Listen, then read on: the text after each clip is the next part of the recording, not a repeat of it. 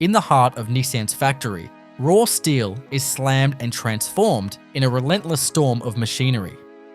Presses thunder like cannons, robotic arms strike with blinding sparks, and assembly lines surge forward in an unbroken rush toward completion. Today we'll push through the noise and heat to witness exactly how Nissan cars are made. The story of how a Nissan vehicle comes to life begins long before the first bolt is tightened or the first body panel is stamped. It begins in silence, inside vast facilities where architecture meets engineering precision, where design blueprints evolve into physical realities, and where automation and human craftsmanship converge in harmony.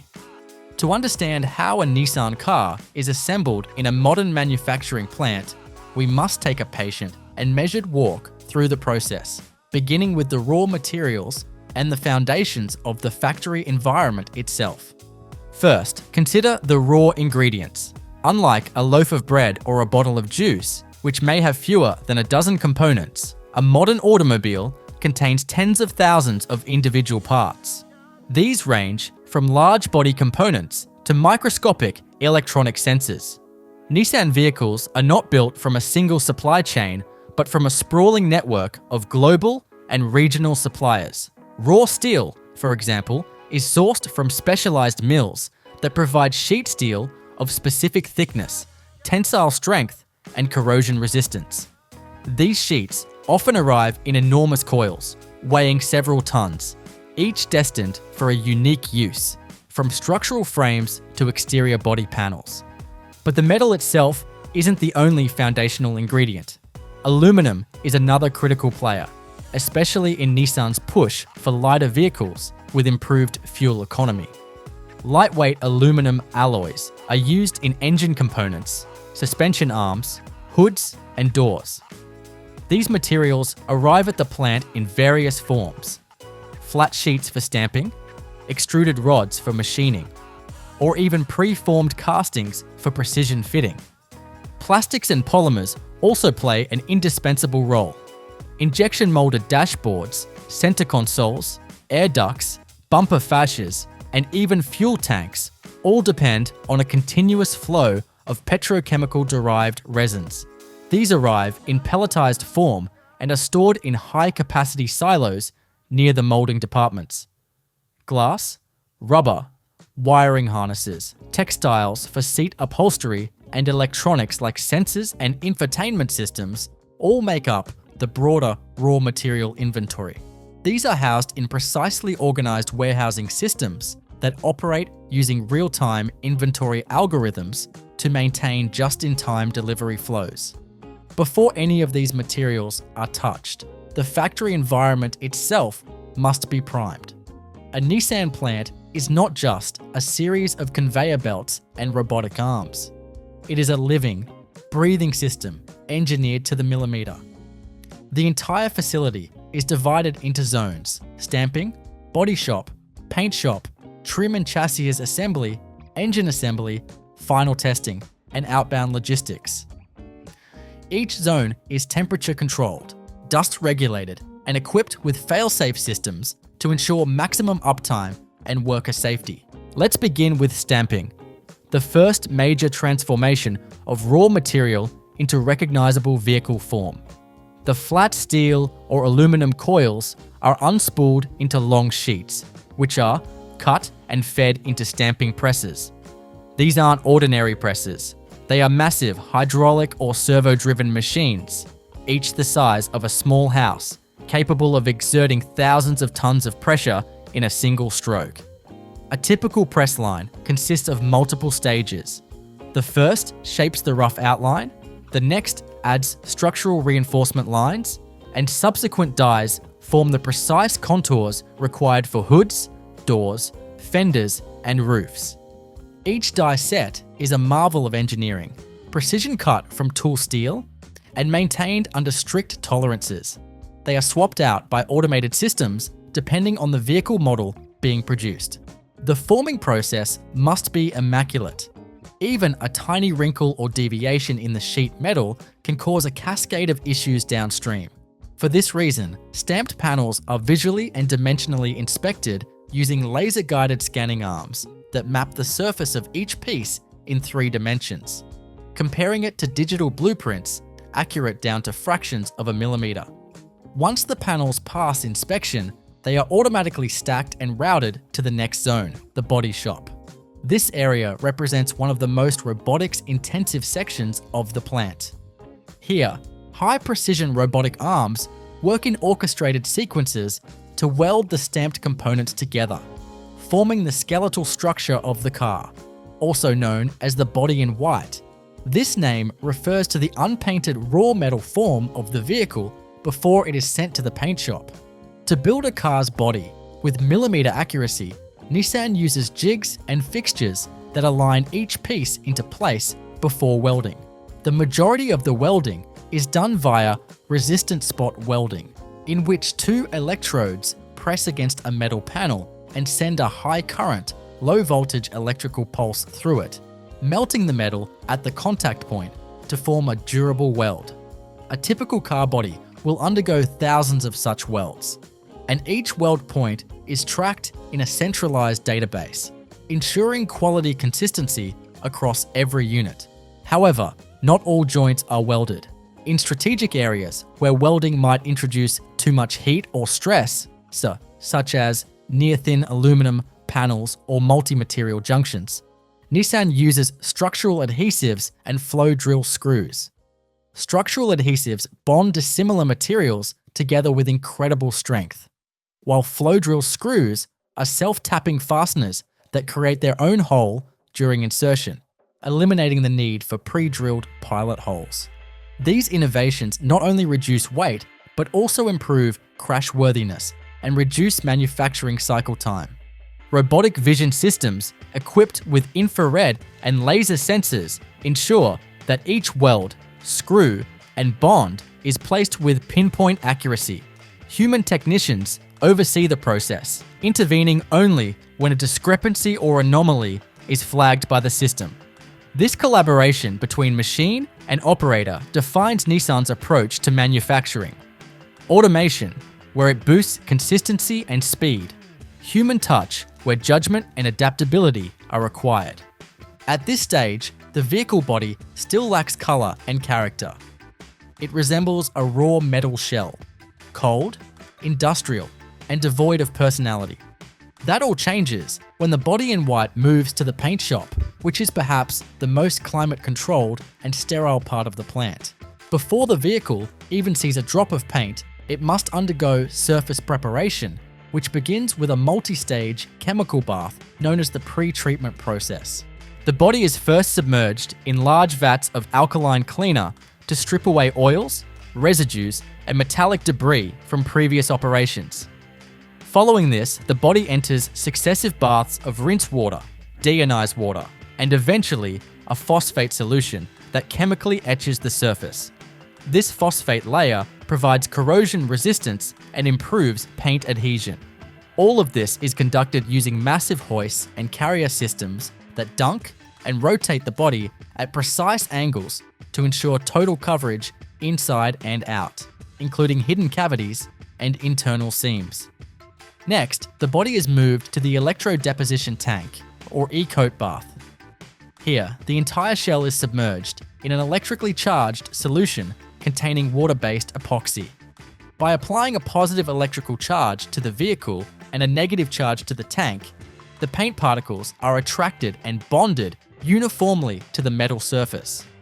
The result is a perfectly even, rust-resistant primer layer that coats every inch of exposed and hidden metal, forming the foundation for the subsequent layers of base coat and clear coat. This e-coated shell is then baked in a high-temperature oven to cure the primer. The body is carefully cooled afterward, and only then is it ready to receive its final paint layers, which we'll delve into in greater detail in the next segment. After the e-coated body is fully cured and cooled, the shell is directed into one of the most visually impressive parts of the manufacturing process, the paint shop. This area is entirely climate controlled, with tightly regulated humidity, temperature, and air purity. Any dust, hair, or particulate matter introduced at this stage could compromise the flawless finish expected of a Nissan vehicle. For this reason, all air entering the paint shop passes through high-efficiency particulate air filtration systems, and many areas operate under positive pressure to push contaminants away from the vehicle surfaces. The first phase in this stage is the application of the base coat, which gives the vehicle its recognizable color.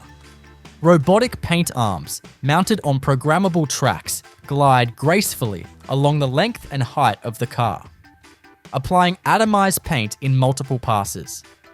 These robots are equipped with electrostatic sprayers, which charge the paint particles to ensure they adhere evenly and efficiently to the grounded car body. This process not only ensures a uniform coating, but also reduces overspray and environmental waste. Each model has its own programmed paint trajectory, accounting for variations in body shape and surface geometry. High traffic areas, like bumpers and door edges, may receive additional coats for added durability. Nissan uses waterborne paints to minimize volatile organic compound emissions, a key part of their environmental stewardship commitments. After the base coat is applied, the vehicle enters a controlled flash-off zone where the solvents are allowed to evaporate under gentle heat and airflow before the next layer is applied. Once the base coat is dried, the vehicle proceeds to receive its clear coat layer. The clear coat is a transparent, high-gloss, protective layer that not only enhances the visual depth of the color, but also shields the paint from ultraviolet radiation, road debris, and environmental contaminants. Like the base coat, it is applied robotically with fine control, and afterward, the vehicle passes through a large baking oven where the clear coat is cured at high temperatures for a precise amount of time. When the vehicle emerges from the curing oven, it gleams with a showroom quality finish. But this stage is not the end of the paint journey. Human inspectors take over here. Under intense overhead lighting, trained technicians visually and tactilely inspect each surface, feeling for imperfections and searching for inconsistencies. Small flaws, like dust nibs or uneven orange peel texture, are meticulously polished out, using ultra-fine sandpaper and buffing tools. This hands-on quality check ensures every painted body meets Nissan's cosmetic and durability standards. Now painted and gleaming, the body is transferred to a storage buffer zone while it awaits further assembly. These buffer systems are often automated, with conveyors and elevators storing completed bodies in multi-level racks, sorted by production sequence to ensure that the correct vehicle body matches the correct chassis and engine components downstream. Meanwhile, deep inside another part of the plant, an equally sophisticated and critical process is unfolding: the engine assembly. Nissan builds many of its engines in-house, often in the same complex as the final vehicle assembly line. These engine shops operate with surgical precision, combining cleanroom practices with high throughput automation. Engine production begins with core components: the cylinder block, crankshaft, cylinder head, camshafts, pistons, and connecting rods. The raw castings for these components are typically received from external foundries and then machined in-house. Large CNC machining centers mill the cylinder bores, bearing journals, oil galleries, and mounting faces with micron-level precision. Robots move castings between operations, and automated coordinate measuring machines verify dimensions at each stage. Each cylinder block is washed and deburred, then moved to the sub-assembly line. The crankshaft is inserted into the lower block and supported by main bearings, with torque-controlled machines tightening bearing caps to exact specifications. Pistons and connecting rods are assembled and inserted into the bores, connected to the crankshaft via piston pins, and rotated through their full stroke to verify smooth movement. The cylinder head, which contains the intake and exhaust valves, valve springs, and camshaft journals, is assembled next. Once the valve train is complete, the head is placed on top of the block and fastened with head bolts torqued in a precise sequence. Camshafts and timing components are installed, and the engine is rotated again to ensure timing alignment. What makes Nissan's engine assembly lines unique is their level of integration between automation and manual craftsmanship. While many of the tasks, like bolt tightening, parts insertion, and lubrication, are done by robotic arms or torque wrenches mounted on manipulators, human technicians are constantly monitoring alignment, oil sealing surfaces, and small tolerance adjustments. Certain high-performance or hybrid powertrains even require hand assembly by specially trained master technicians. Each completed engine undergoes a series of tests before moving forward. Cold testing stations spin the engine using external electric motors to verify internal friction, pressure buildup, and sensor communication, all without firing a single drop of fuel. Any deviation from the norm triggers a quality control flag, removing the unit for further inspection. Parallel to the engine line, transmissions are assembled using similar methodologies. Whether it's a continuously variable transmission, a manual gearbox, or a dual clutch system, each transmission unit undergoes assembly with exacting precision. Gear stacks, clutch packs, torque converters, and electronics are pieced together in sequences governed by computer-guided workstations. Like engines, each transmission is cold tested and electronically validated before release. As the engines and transmissions reach completion, they converge on the powertrain marriage station, a section of the plant where the powertrain is physically combined with the vehicle chassis and body. But before we reach that critical moment, we must pass through the trim and chassis assembly line, where the empty painted shell slowly transforms into a functional car filled with thousands of components. Before any parts are added, the painted body shell is prepped by attaching sound deadening pads and insulation materials. These are critical for reducing noise, vibration, and harshness, often referred to as NVH characteristics, and are strategically placed on the floor, inside door cavities, and along the firewall between the engine bay and cabin. Next, the vehicle enters the trim line. Here, the interior comes to life. Wiring harnesses are the first components installed, snaking through every crevice and corner of the vehicle. These harnesses are complex bundles of electrical wires, connectors, and terminals, enabling everything from headlight operation to GPS functionality.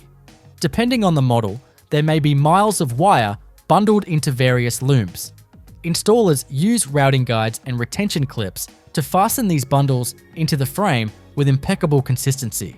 Once wiring is in place, the dashboard, HVAC system, pedals, steering column, and electronic control modules are installed. These components arrive pre-assembled in modules to improve efficiency and accuracy. Operators use mechanical lifts and alignment jigs to position the large dashboard unit into the front of the cabin. Screws are torqued automatically, and alignment pins ensure everything fits perfectly. Seats, carpets, door panels, airbags, and interior trim components are installed in a choreographed sequence. Workers use rolling stools and robotic assist arms to move around the vehicle efficiently, guided by digital work instructions displayed at each station. Cameras and sensors verify part presence and correct orientation. Each vehicle configuration, whether leather or cloth, manual or electric seats, right or left-hand drive, is tracked digitally and updated in real time to prevent errors. While this is happening, another line is assembling the vehicle's chassis modules. This includes suspension assemblies, brake lines, steering gear, fuel tanks, and axles. These are pre-built into front and rear subframes that can be quickly bolted to the vehicle in a marriage station. The subframes are transported via automated guided vehicles that navigate the plant floor using magnetic strips or laser-guided navigation. The marriage station is more than just a mechanical juncture. It's a moment of transformation. Up until this point, the vehicle has existed as a painted shell, fully trimmed on the inside, but motionless and lifeless. Meanwhile, the engine, transmission, and chassis have been independently assembled, inspected, and prepared. Now, all these major systems converge in a single, highly orchestrated step that literally brings the vehicle to life. The process begins with the body shell being lowered from an overhead conveyor or scissor lift system onto the rolling chassis unit, which includes the engine, transmission, front and rear suspension, axles, and exhaust system. To align both structures perfectly, alignment pins, sensors, and robotic positioning systems are used. These ensure that mounting points for the subframes, powertrain supports, and drive shafts line up with millimeter-level accuracy. Torque-controlled robotic arms then secure bolts through carefully designed mounting points to bond the body and chassis into a single integrated structure. Once the powertrain is secured, technicians connect vital systems that bring the car's components into communication with each other. Fuel lines are attached from the tank to the engine. The exhaust manifold is mated to the underbody exhaust system. Brake lines are connected to the master cylinder and calipers, and the steering column is physically linked to the rack and pinion assembly. Electrical connectors from the wiring harness are snapped into their respective control modules on the engine and transmission. These quick connect systems are designed for both speed and reliability, allowing each connection to be completed in seconds, but still capable of enduring thousands of hours of vibration, moisture, and thermal cycling. With the vehicle now resting on its permanent chassis, the next step involves installing the wheels and tires. These assemblies are often pre-mounted and balanced at a separate tire center. Wheels are aligned on automated carriers and positioned next to each vehicle on the line. A robotic wheel installer or pneumatic torque wrench system fastens each lug nut in a star pattern, applying precisely calculated torque values to ensure even stress distribution across the wheel hub. This level of precision is essential not just for safety, but also to avoid issues such as uneven brake wear or tire vibration later on. With wheels in place, the vehicle is now fully grounded. It rolls off the marriage platform and moves on its own wheels for the first time.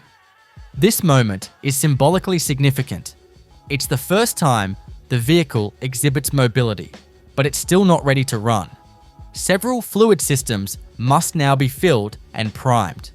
The fluid fill area is a long stretch of the assembly line where dedicated stations automatically or semi-automatically fill the car with all necessary operating fluids. This includes engine oil, coolant, transmission fluid, brake fluid, power steering fluid if applicable, and windshield washer solvent. Each fluid has its own robotic fill nozzle mounted on articulated arms that connect to service ports with leak-free seals. The systems behind these nozzles monitor flow rates, fluid volumes, and pressure levels during the fill process. If a sensor detects a slow fill rate, potential air bubble, or leak, the system will automatically flag the vehicle for inspection. Coolant systems are pressurized and tested for leaks. Brake lines are vacuum bled to remove air and ensure proper hydraulic function. This is a critical stage where even a minor error could result in a major safety issue down the line, so every fill operation is closely monitored and logged in the vehicle's digital production record. After fluids are filled, the vehicle moves into the electrical initialization zone. Here, battery packs are installed, either traditional 12-volt batteries or high-voltage systems for hybrid or electric models. Once power is connected, the Central Electronic Control Unit, or ECU, is activated for the first time. This moment is often referred to as the initial software boot. It's the digital awakening of the vehicle when thousands of control modules across the car begin talking to each other for the first time. Diagnostic tools connect to the onboard diagnostic port and run a full check of the vehicle's electrical and software systems. Every sensor, actuator, light, motor, and module is tested for proper operation. Software is flashed or updated as needed, depending on the production sequence and region of delivery. The vehicle is now a networked system, with the ECU serving as the brain, overseeing everything from throttle control to driver assistance systems. Once the electronics are live and fluid systems primed, the engine is ready for its first start. This first ignition is more than symbolic, it's a functional validation. At a designated startup station, technicians press the ignition button or turn the key for the first time. The engine roars to life, monitored by sensors that check for oil pressure, fuel system integrity, idle speed, and exhaust emissions. On hybrid or electric models, this step includes motor calibration and verification of battery charge levels. After the vehicle starts successfully, it proceeds to the alignment and calibration zones. Here, specialized machines verify that the wheels are aligned to factory specifications. Cameras and laser-based alignment systems measure camber, toe, and caster angles in real time. If any value is out of tolerance, the system automatically adjusts suspension linkages or control arms using powered adjustment tools.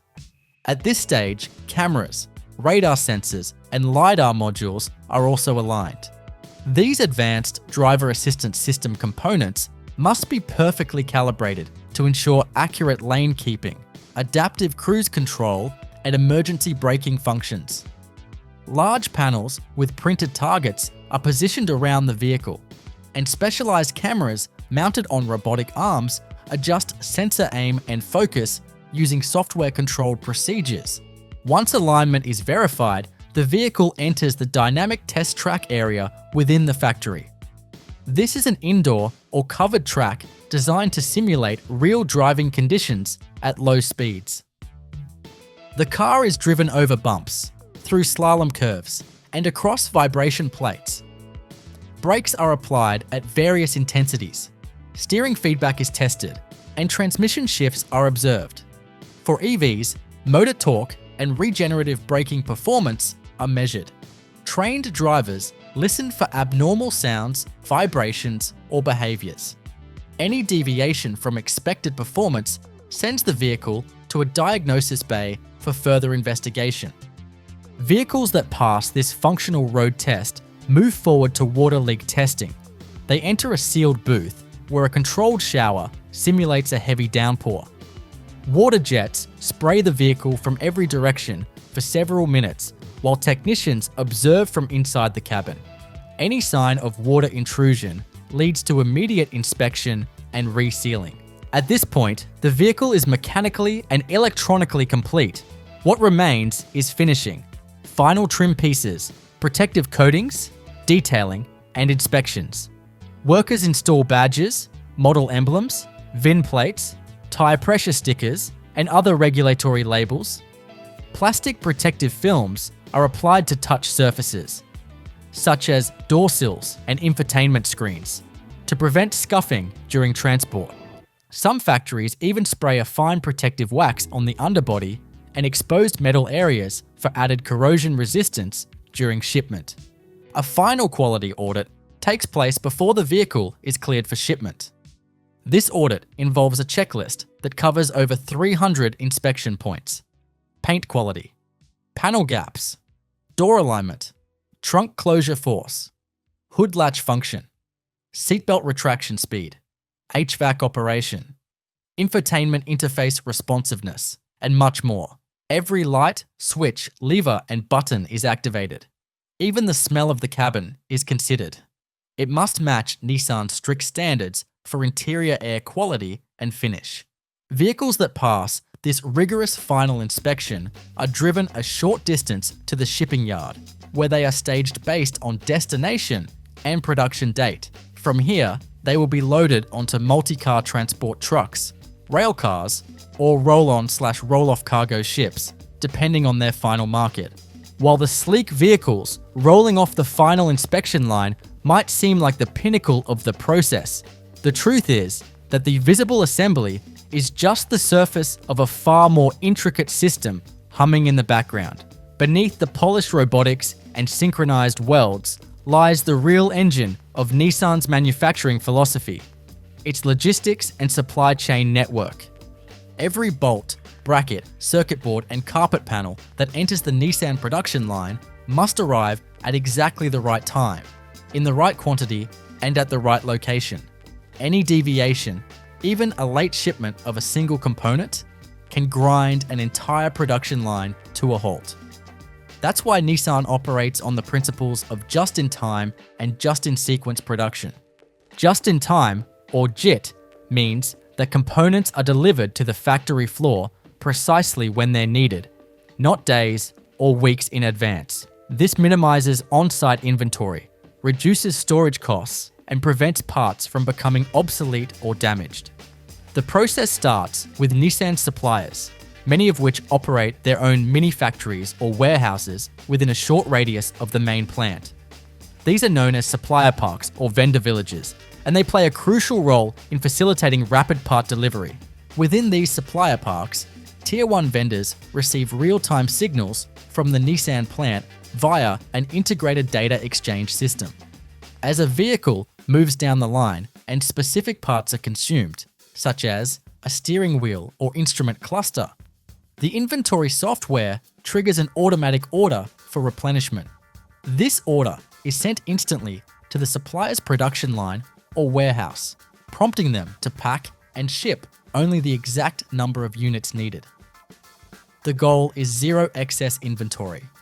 Materials often arrive in reusable shipping containers, pre-sorted for each specific car build, which are then returned for reuse. But JIT alone isn't enough for modern car manufacturing. Nissan also uses just-in-sequence or JIS logistics to match parts not only to the time of arrival, but to the exact vehicle configuration. Consider two vehicles moving down the line back to back. One may be a red crossover with black leather seats and a premium audio system, while the next could be a white base model with cloth interior and fewer features. The parts arriving at each station must match these exact builds. To achieve this, every car on the line is tracked by a vehicle identification number or VIN and a build manifest stored in the central production system. As the car enters each work cell, scanners and RFID tags identify it, prompting the delivery of precisely the right parts for that configuration. Automated guided vehicles, or AGVs, often carry these parts from the warehouse to the line, moving along predetermined tracks, or using laser navigation systems to avoid collisions and delays. These AGVs are programmable, flexible, and highly reliable. Some Nissan plants have hundreds of them in constant motion, shuttling dashboards, doors, engine modules, seats, and even air conditioning units. Each AGV is linked to the factory's Manufacturing Execution System, or MES, which manages scheduling, tracks the position of each vehicle in real time, and issues movement commands based on production needs. To make sure the right parts are always on hand, Nissan employs Kanban systems, visual signals, often in the form of barcodes or RFID tags, that are attached to each part's bin. When a bin is emptied at the line, the Kanban signal is scanned and sent to the warehouse, triggering a restock. In some plants, drones or robotic arms handle the physical movement of bins in the parts warehouse, pulling from high-density racking systems where parts are stored based on velocity and frequency of use. At the heart of all this is data. Nissan's factories are built around Industry 4.0 principles, meaning they are digitally interconnected, sensor-driven, and algorithmically optimized. Every robotic weld, torque wrench operation, fluid fill, and software update is logged in real time into a central cloud-based system. This system not only stores quality assurance data, but also enables predictive maintenance. If a welding robot begins operating at slightly higher amperage than normal, or if a torque wrench shows signs of calibration drift, the system can predict failure before it happens and alert technicians to intervene. This proactive approach avoids costly downtime and ensures that every vehicle produced meets consistent quality standards. The data also flows upward to regional headquarters and global management teams, allowing executives to monitor production volumes, part consumption rates, and labor efficiency from anywhere in the world. In terms of factory layout, Nissan designs its plants using modular zones, where each zone focuses on a specific function but remains physically and digitally linked to adjacent ones. These zones are often arranged in a U-shaped or serpentine flow, allowing for compact, efficient use of space and easy transfer of vehicles from one stage to another. Overhead monorails, automated elevators, and conveyor belts link the zones, while overhead digital screens and projection systems guide workers on each task to be performed for each car. Automation plays a dominant role but is not total. Human workers are still critical for tasks that require dexterity, tactile feedback, or judgment, such as installing fragile interior trim, adjusting panel gaps by hand, or performing final visual inspections. Nissan emphasizes human-machine collaboration, training its workers not only to install parts, but to manage robotic systems, interpret diagnostic data, and lead continuous improvement initiatives. To empower its workforce, Nissan has established Kaizen programs in every plant, small, team-led groups that regularly review their own work processes and propose enhancements. These improvements could involve ergonomic tool redesigns, reorganization of workstation layouts, or software refinements in part scanning systems. Suggestions are submitted daily, reviewed weekly, and implemented rapidly when proven effective. This bottom-up approach to optimization not only improves efficiency, but fosters a culture of ownership among workers. Alongside efficiency, sustainability is also a growing focus. Nissan's plants are increasingly powered by renewable energy sources, including solar panels, wind turbines, and energy recovery systems that capture waste heat from ovens or motors.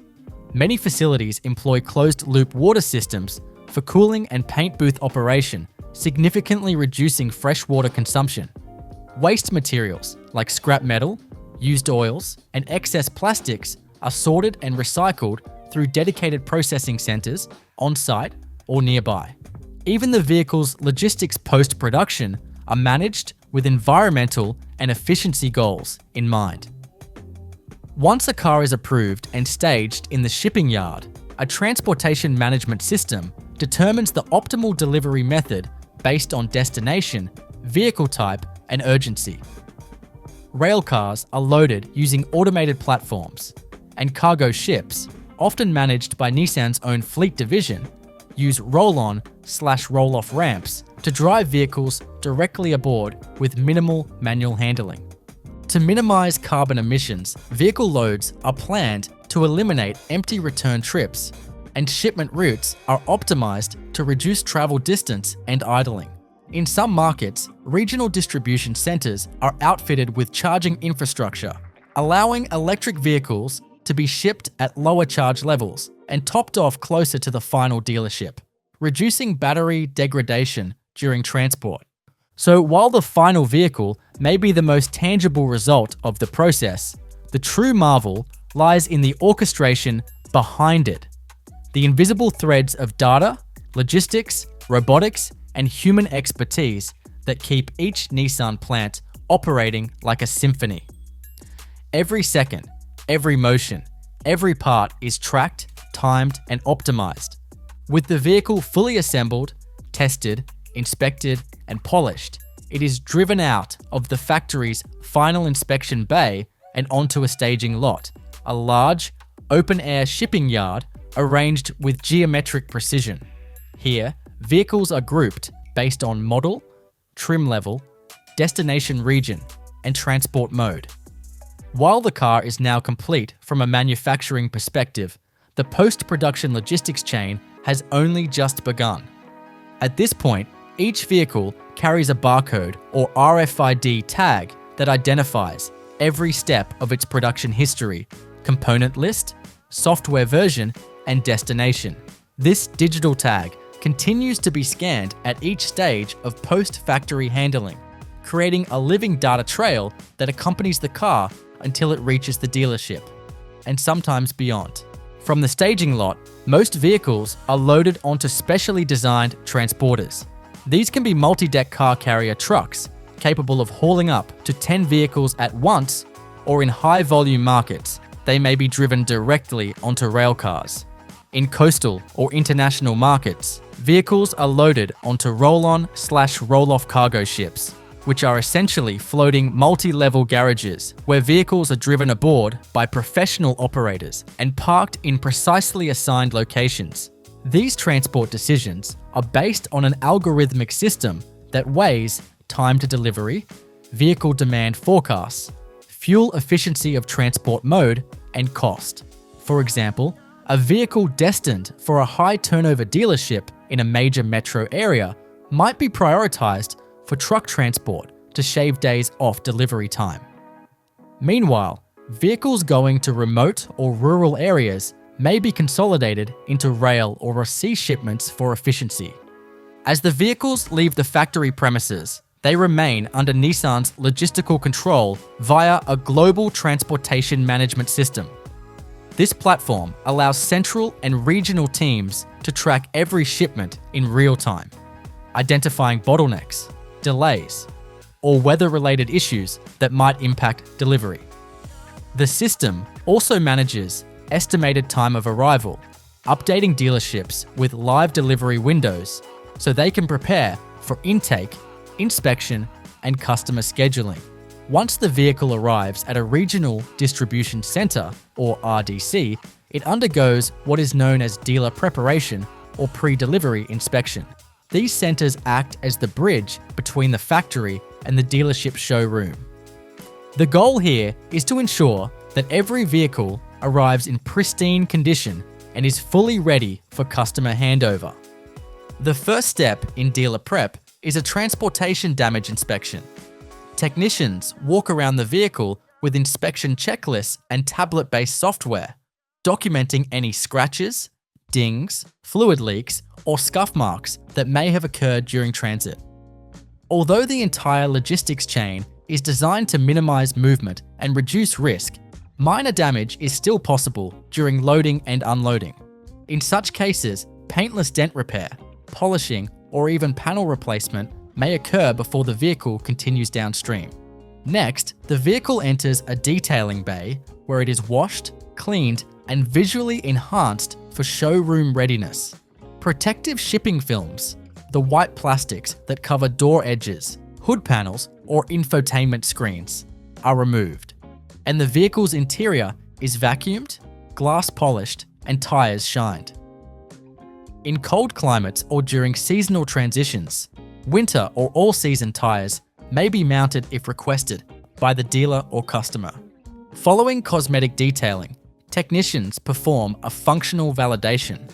This includes starting the engine, checking dashboard lights, updating software to the latest available version, confirming proper tire pressure, topping off fluids if necessary, testing the infotainment system, verifying remote key fob operation, and ensuring all driver assistance features like lane departure warnings, adaptive cruise control, or rear view cameras are fully operational.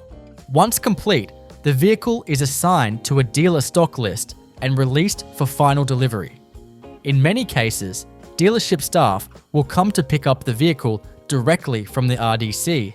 In others, it will be trucked the final leg of the journey, often no more than a few hundred kilometers, to arrive on the dealer's lot.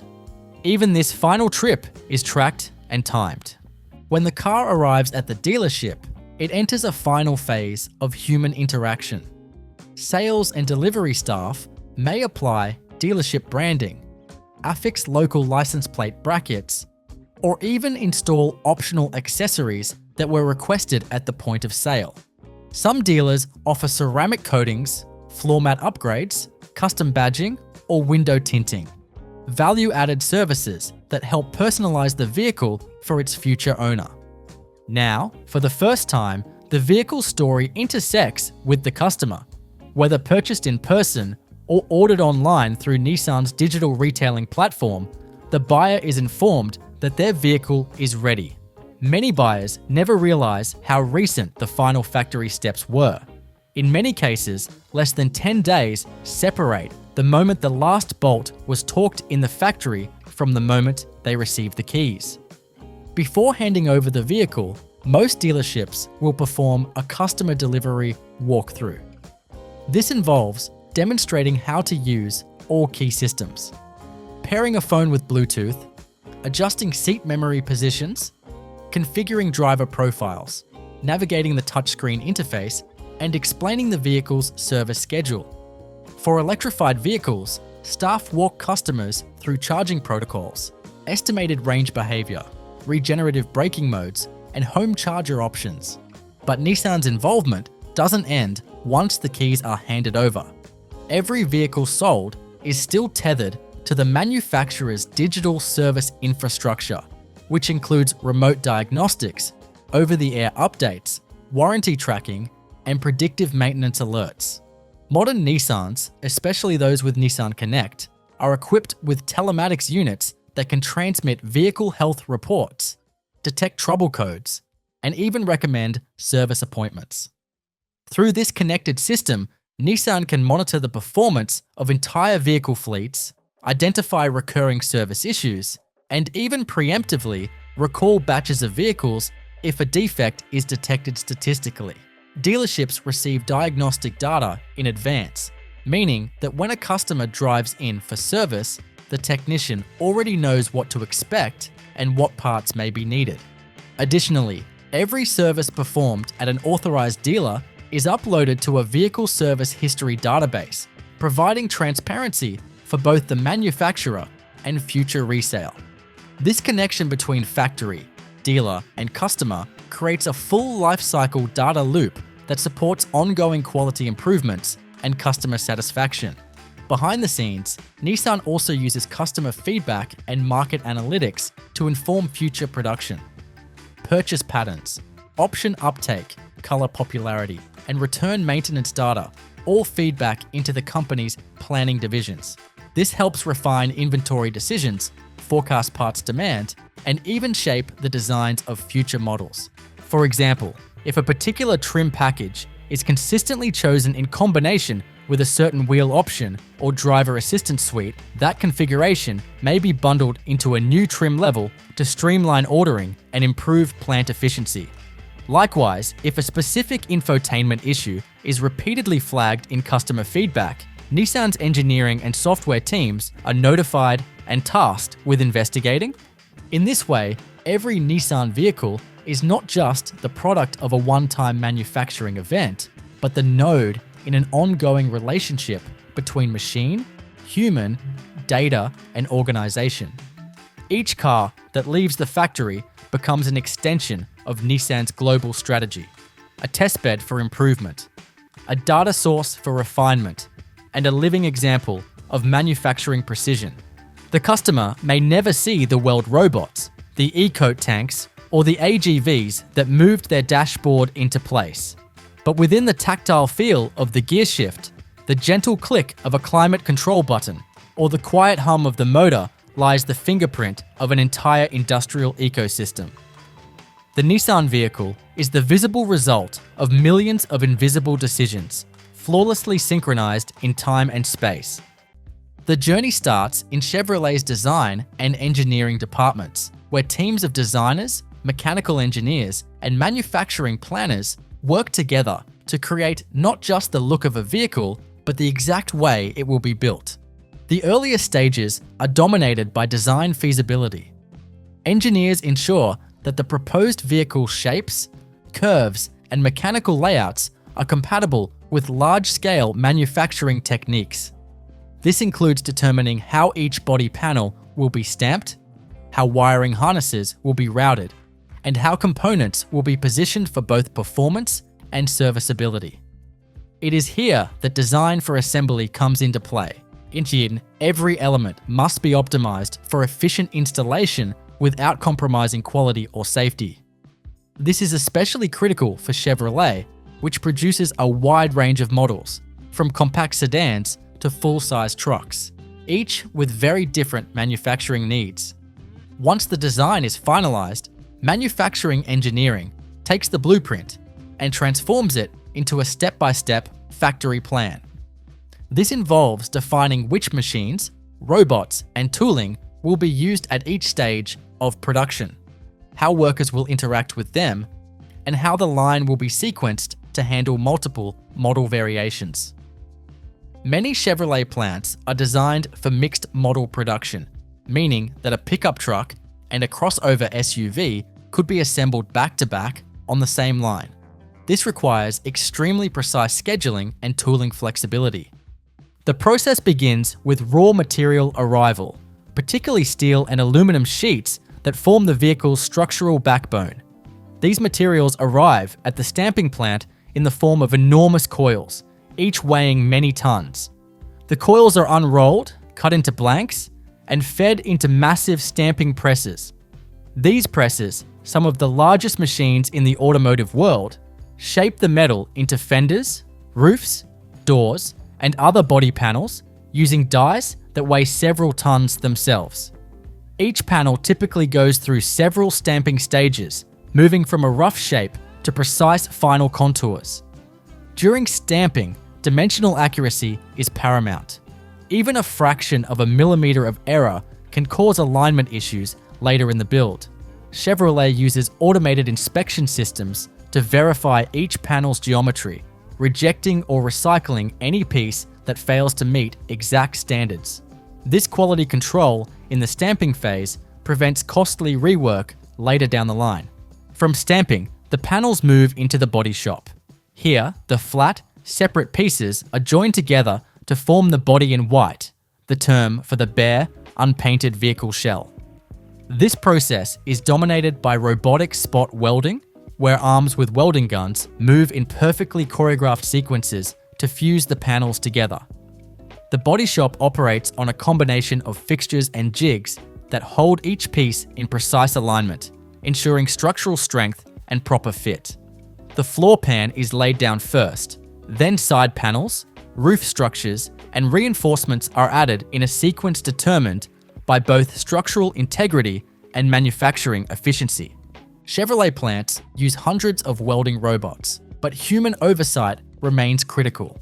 Skilled technicians monitor the welding cells, handle complex welds in tight spaces, and conduct random sample checks to confirm that weld penetration and positioning meet specifications. In some areas, adhesive bonding is used alongside welding to increase rigidity and reduce noise, vibration, and harshness.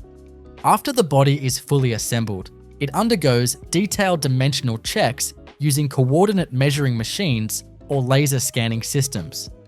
If all is within tolerance, the body in white moves to the paint shop. The paint process is one of the most controlled environments in the factory, as even a speck of dust can mar the finish. The first step in painting is cleaning and pre-treatment. The body is submerged in a series of chemical baths to remove grease, oils, and contaminants. A phosphate coating is then applied to improve corrosion resistance.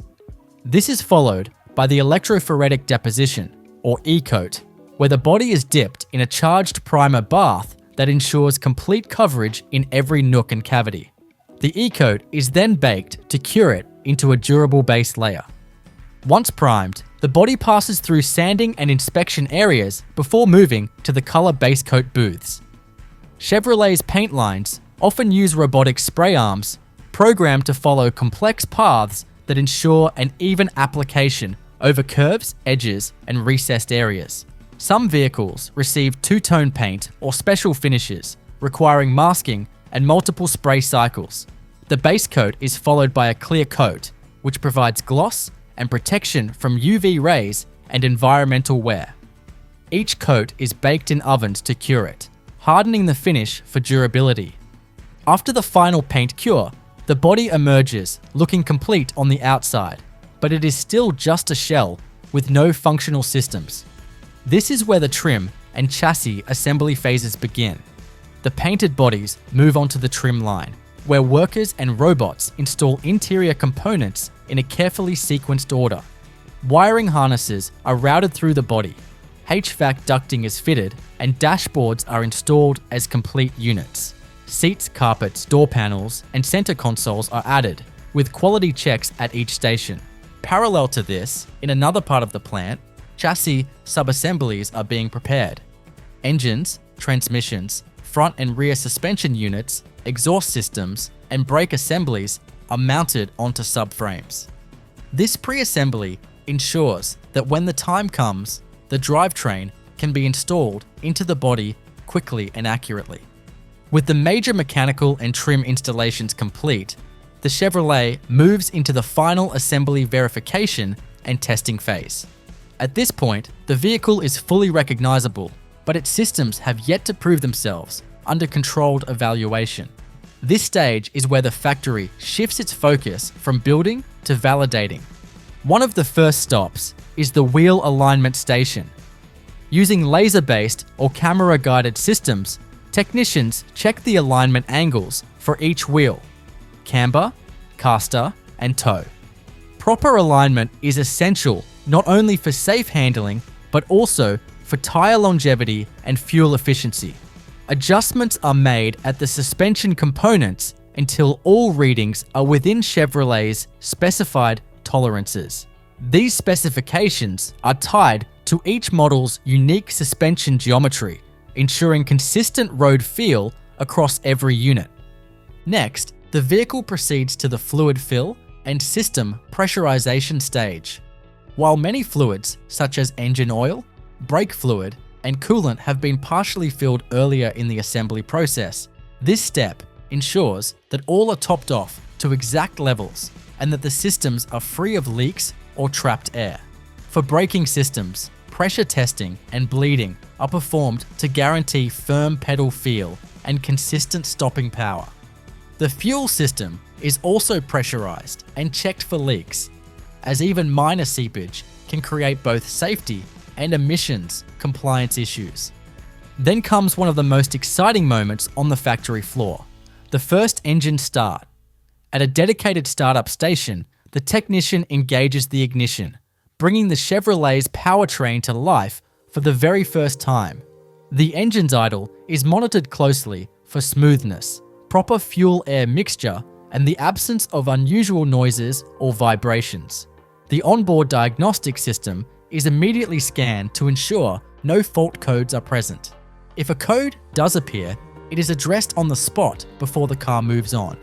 After the initial start, the vehicle advances to the rolling road test, also known as the dynamometer station. Here, the car's drive wheels rest on large rollers that simulate real road resistance. A trained operator runs the vehicle through different speed ranges, gear changes, and acceleration profiles, while onboard sensors monitor performance. For automatic transmissions, shift smoothness is evaluated. For manual transmissions, clutch engagement and gear selection are tested. Braking performance is also checked under controlled simulated loads. This phase helps confirm that the powertrain, drivetrain, and braking systems are functioning exactly as intended before the vehicle ever touches pavement outside the plant. Following the rolling road, the vehicle undergoes an emissions and noise compliance check. In the emissions booth, exhaust gases are captured and analyzed by high-precision equipment to ensure they meet the regulatory standards of the destination market. For noise compliance, sound level meters measure exterior and sometimes interior noise levels under specified conditions, ensuring that they fall within acceptable limits for both legal compliance and customer comfort. With these mechanical verifications complete, attention shifts to fine detailing and final adjustments. At the fit and finish inspection stations, experienced workers examine every panel gap, every seam, and every interior surface for perfection. Door alignment, hood closure effort, and trunk latch operation are all tested. Inside the cabin, all switches, controls, lighting, and infotainment functions are checked one by one. Even the alignment of stitching on seat upholstery can be grounds for rework if it fails to meet the brand's aesthetic standards. One of the more dramatic quality checks is the water leak test. The Chevrolet is driven into a sealed booth equipped with high-pressure spray nozzles that douse the vehicle from all directions, simulating heavy rainfall and road spray conditions. After several minutes, the vehicle is opened and inspected for any trace of water inside. Any leak, no matter how minor, is immediately repaired, often by replacing seals or adjusting window or door fitment. Once the car passes the water test, it proceeds to the underbody inspection area. Here, the vehicle is lifted and technicians check for proper routing of hoses, cables, and exhaust components.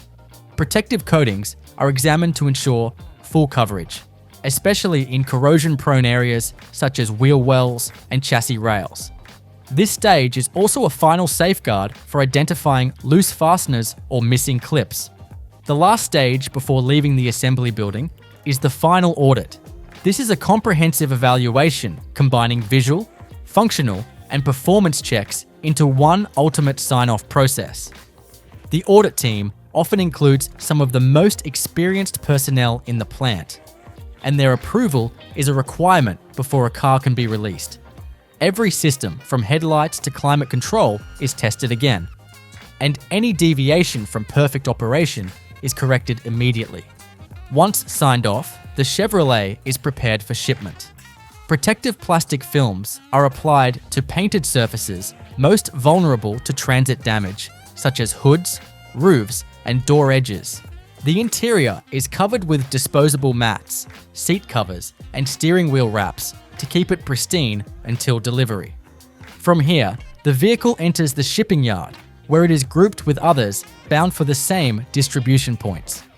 Domestic-bound vehicles are loaded onto specialized car carrier trucks with wheel straps securing them in place.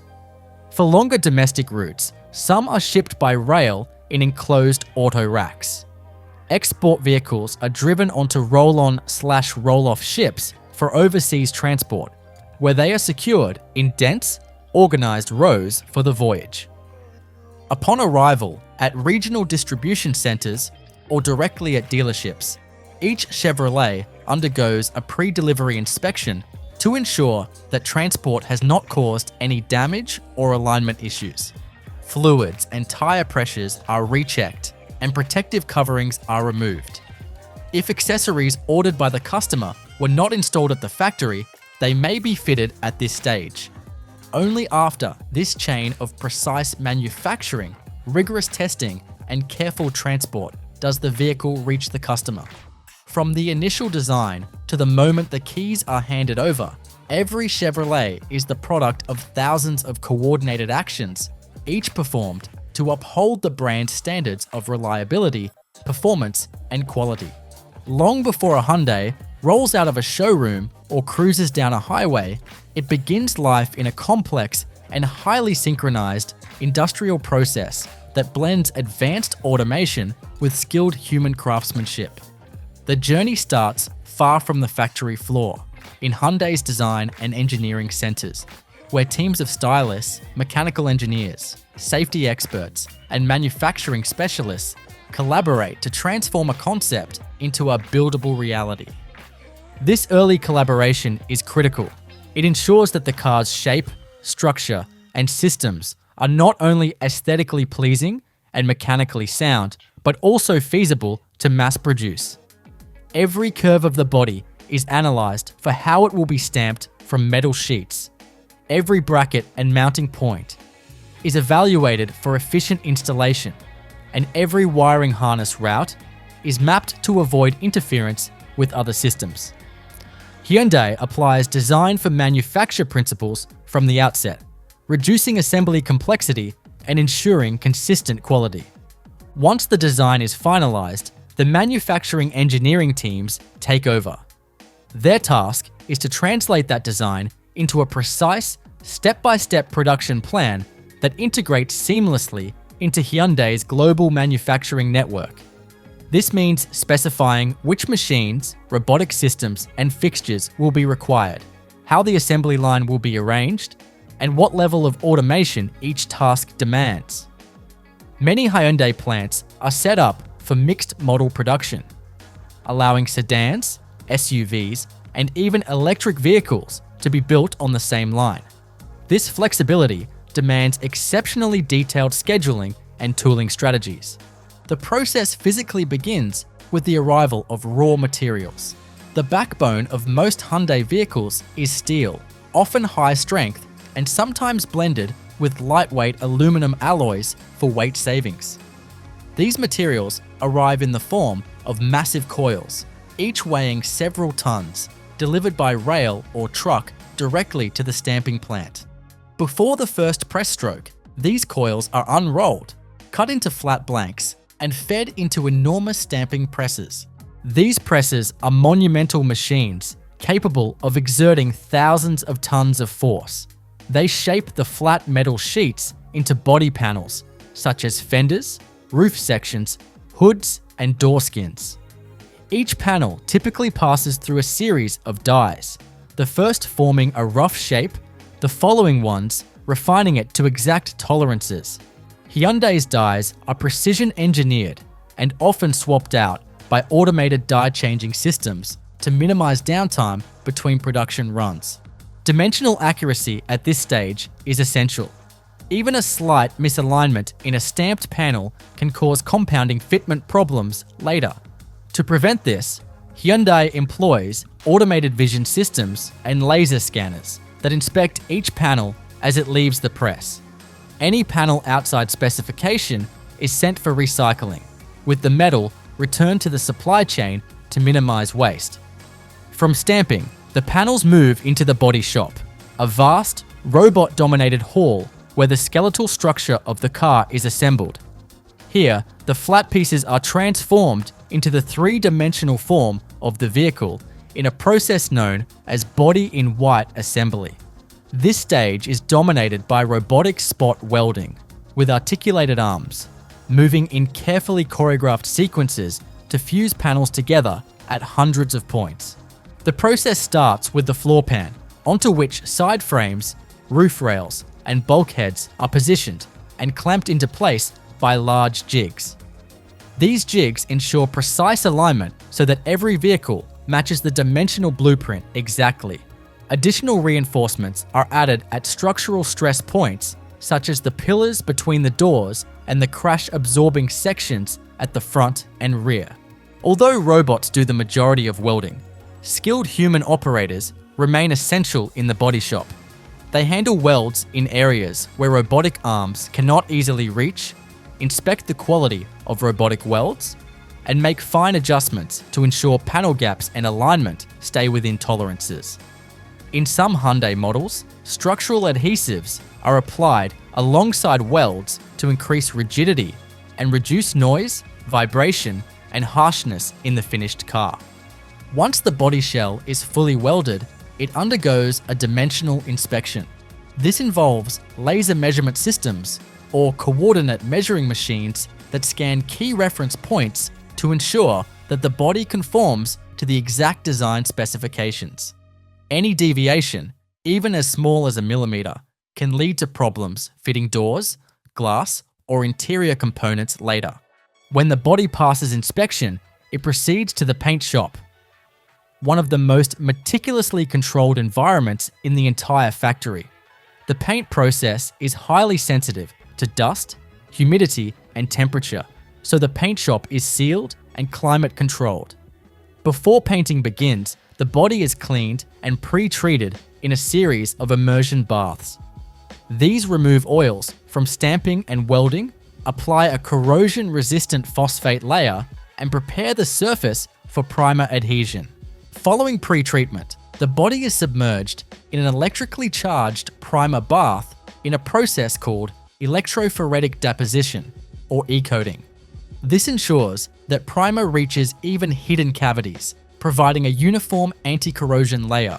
The body is then baked in an oven to cure the coating into a hard, protective shell.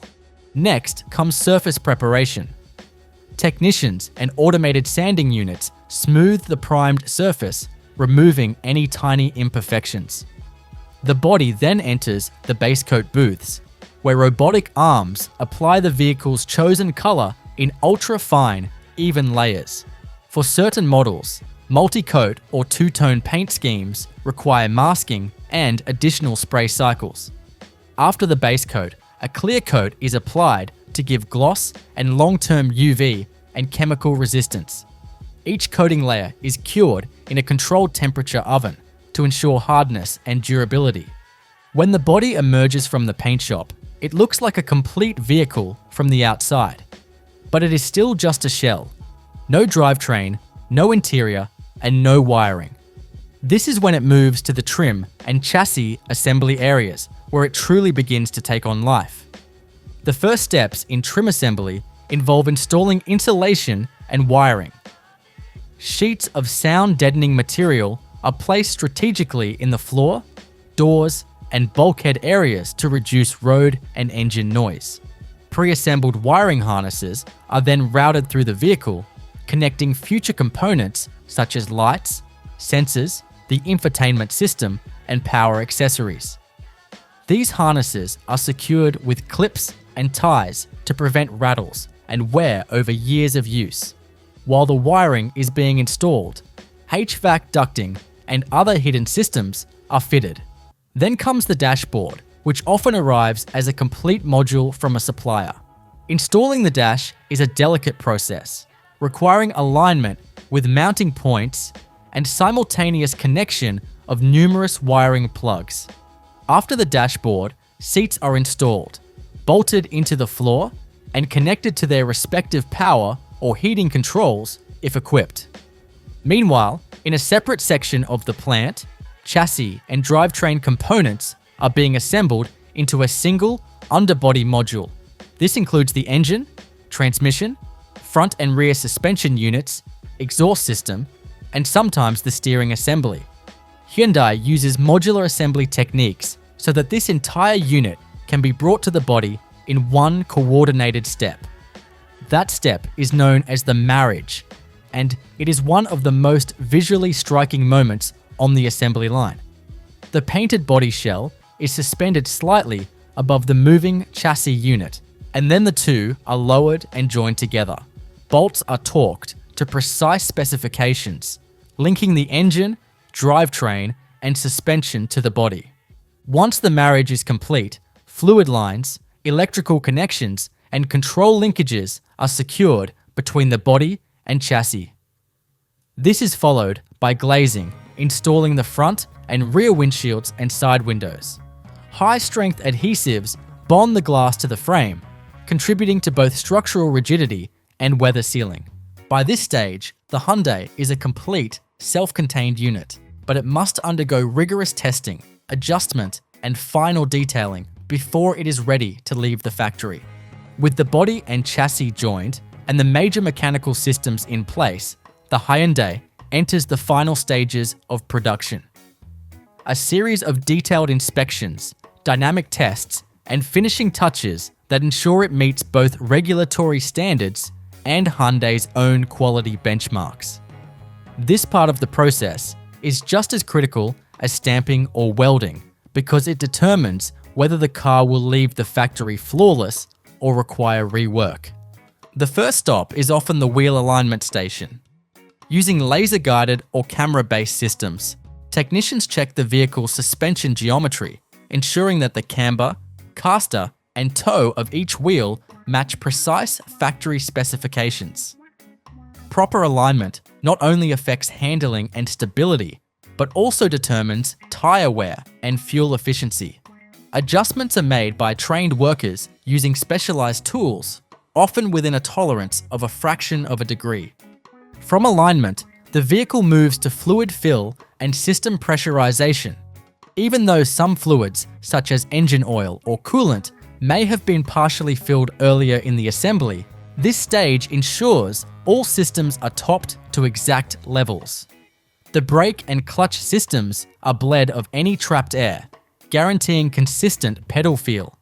The air conditioning system is charged with refrigerant, and the fuel system is pressurized to check for leaks. In hybrid or electric models, the high voltage battery systems are also energized and checked for correct function. One of the most significant milestones comes next, the first engine start.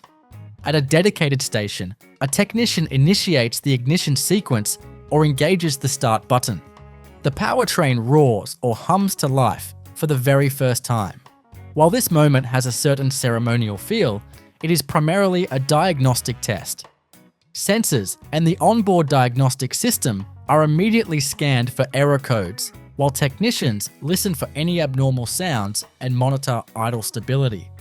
Any fault detected is addressed immediately before the car progresses. Following the initial start, the Hyundai is driven onto a rolling road dynamometer, a sophisticated test rig with large rollers beneath the wheels. Here, the vehicle's drivetrain is run through a series of simulated driving conditions. Technicians shift through gears, accelerate, decelerate, and brake, all while sensors record performance metrics. This test checks everything from transmission shift quality to ABS functionality. For electric and hybrid vehicles, regenerative braking performance is also verified. The dynamometer can simulate different road loads, allowing Hyundai to ensure the vehicle responds correctly in both light and heavy driving scenarios. Next, the vehicle enters an emissions and noise compliance station. The exhaust system is connected to high-precision analyzers that measure levels of pollutants such as carbon monoxide, hydrocarbons, and nitrogen oxides, ensuring compliance with the environmental regulations of the target market. Noise testing is also performed, measuring sound levels both outside and sometimes inside the cabin to confirm they meet legal and brand comfort standards. Once mechanical and emissions checks are complete, the Hyundai proceeds to the fit and finish inspection area. This is a zone where highly trained quality inspectors meticulously examine the car's exterior and interior for even the smallest imperfections. Panel gaps are measured with gauges, paint surfaces are inspected under bright, angled lighting to reveal any blemishes, and all interior features are tested for correct operation. If a trim piece is misaligned by even a millimeter, it is corrected on the spot. One of the most important tests at this stage is the water leak test. The car is driven into a sealed chamber fitted with high-pressure spray nozzles, which bombard it with water from all angles to simulate heavy rainfall and road spray. After several minutes, technicians open the doors, trunk, and hood to inspect for any signs of moisture inside. Leaks are unacceptable, so any that are found trigger immediate sealing repairs or component adjustments. Underbody inspection follows, with the vehicle lifted on a hoist so workers can check that exhaust systems, fuel lines, brake hoses, and electrical cables are correctly routed and securely fastened. Protective coatings applied earlier in the build are examined for complete coverage, especially in high corrosion areas like wheel wells and chassis cross members. The final audit is the last checkpoint before a Hyundai can be cleared for shipment. This audit is a condensed but highly rigorous version of all prior tests. Inspectors cycle through every electrical control, verify all lighting and warning systems, and ensure the climate control works in heating and cooling modes. They also test locking systems, window regulators, mirrors, infotainment units, and safety features like airbags through diagnostic systems. The goal is to confirm that the car leaving the factory is indistinguishable in quality from any other unit of the same model, regardless of production date. Once the final audit is passed, the car moves to the shipping preparation area. Protective films are applied to vulnerable painted surfaces, such as the hood, roof, and trunk lid, to guard against minor scratches or debris during transport. Interior surfaces, such as seats and steering wheels, are wrapped with disposable covers. The vehicles are then driven to the factory's dispatch yard, a vast parking area organized by destination. Here, they are scanned into Hyundai's logistics system using their unique vehicle identification numbers. This tracking system links each car to its market, dealer, and production details. Domestic shipments are typically loaded onto multi-deck car carrier trucks, secured with wheel straps to prevent movement. For longer domestic journeys, rail transport in enclosed auto racks may be used. Vehicles bound for export markets are moved to ports, where they are driven onto roll-on/roll-off ships. These massive vessels function like floating parking garages, with cars parked in tight formation and secured for the ocean voyage. Once at their destination country, the vehicles undergo customs clearance before heading to Hyundai's regional distribution centers. Here, a process called pre-delivery inspection, or PDI, is performed. This includes removing protective coverings, checking fluid levels and tire pressures, and confirming no damage occurred during transport. Any market-specific adjustments, such as headlight alignment or software settings, are made at this stage. From the distribution center, the cars are delivered to dealerships, where a final light inspection is carried out before they are placed on display or prepared for customer delivery. When the new owner takes the keys, the journey that began with raw steel coils and a concept drawing is complete.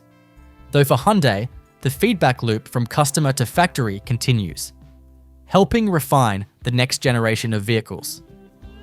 Before a Nissan vehicle ever reaches the open road, its story begins long before the first bolt is tightened or the first panel is painted. The creation of a Nissan car is a journey that blends advanced engineering, precision manufacturing, and human skill into a seamless, highly coordinated process. It begins in design studios and engineering departments, where the model is conceived, refined, and optimized for production. Design is never just about looks. For Nissan, every curve and contour is evaluated for aerodynamic efficiency, structural integrity, and manufacturability. Engineers work closely with manufacturing planners to ensure that the design can be built consistently at high volume. This process is called design for manufacturability, and it addresses questions like, can a panel be stamped without deforming? Can a wiring harness be installed without excessive labor time? Can a structural weld be made easily by a robot? These early decisions will determine the efficiency and quality of the factory floor operations months or even years later. Once the design is finalized, manufacturing engineering takes over. This is where the factory plan is built, specifying the sequence of operations, the type of machinery to be used, and the layout of the assembly line. Nissan's factories are often capable of building multiple models on the same line, which means the plan must account for mixed model production. In practice, this requires flexible tooling, quick change robotic programs, and precisely timed deliveries of parts so that the right components are always at the right station when a specific model arrives. The physical process starts with the arrival of raw materials, primarily steel and aluminum. These materials, often in the form of giant coils weighing several tons, are delivered by rail or truck to the plant's stamping facility. Before a single press stroke is made, the coils are unrolled, flattened, and cut into blanks, flat sheets of the correct size for the parts to be made. These blanks are then fed into huge stamping presses capable of exerting thousands of tons of force.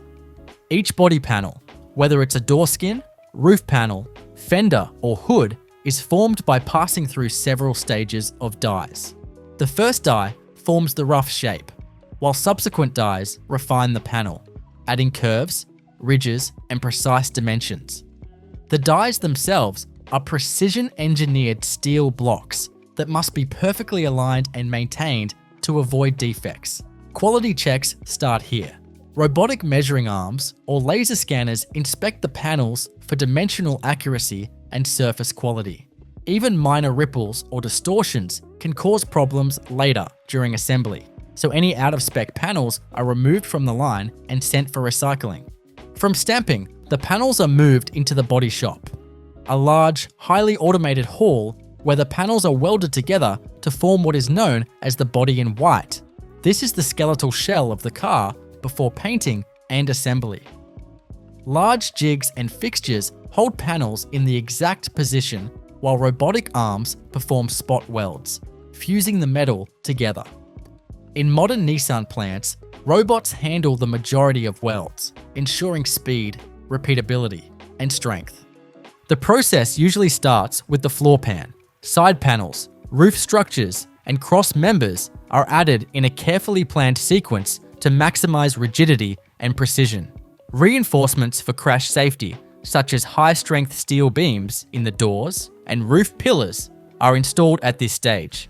Doors may be temporarily hung for alignment checks, but are often removed later to make interior assembly easier. Although automation dominates, human workers remain essential.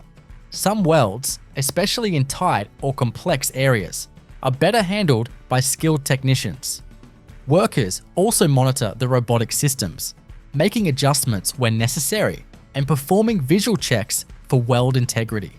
When the body shell is complete, it undergoes a dimensional inspection using coordinate measuring machines or laser scanning systems. This ensures that the structure matches the precise dimensions required for later assembly steps, where mismatches can cause issues with panel fit or sealing. Next, the bare metal body heads to the paint shop, an area of the factory with the most stringent cleanliness requirements.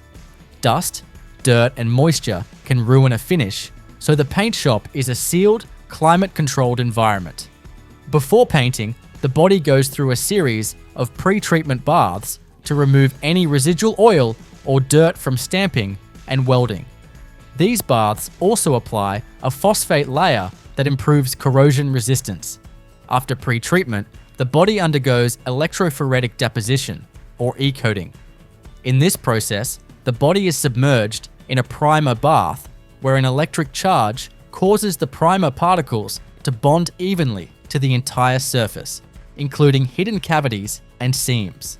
The coated body is then baked in an oven to cure the primer into a hard, protective layer. Once cured, the body is sanded to smooth the surface before the color coats are applied. Robotic sprayers, precisely programmed for each model and color, apply the base coat evenly over every contour. In some cases, human painters handle special finishes or complex two-tone applications. After the base coat, a clear coat is applied to provide gloss and protect against UV and environmental damage. Each coat is cured in an oven, hardening the finish and locking in the color. When the painted body emerges, it looks complete on the outside, but remains an empty shell. The next stage, trim and chassis assembly, is where the car starts to take shape as a functional vehicle. The first step in trim is installing sound deadening materials, insulation, and wiring harnesses. These harnesses, pre-assembled into model-specific layouts, are routed through the body and secured in place.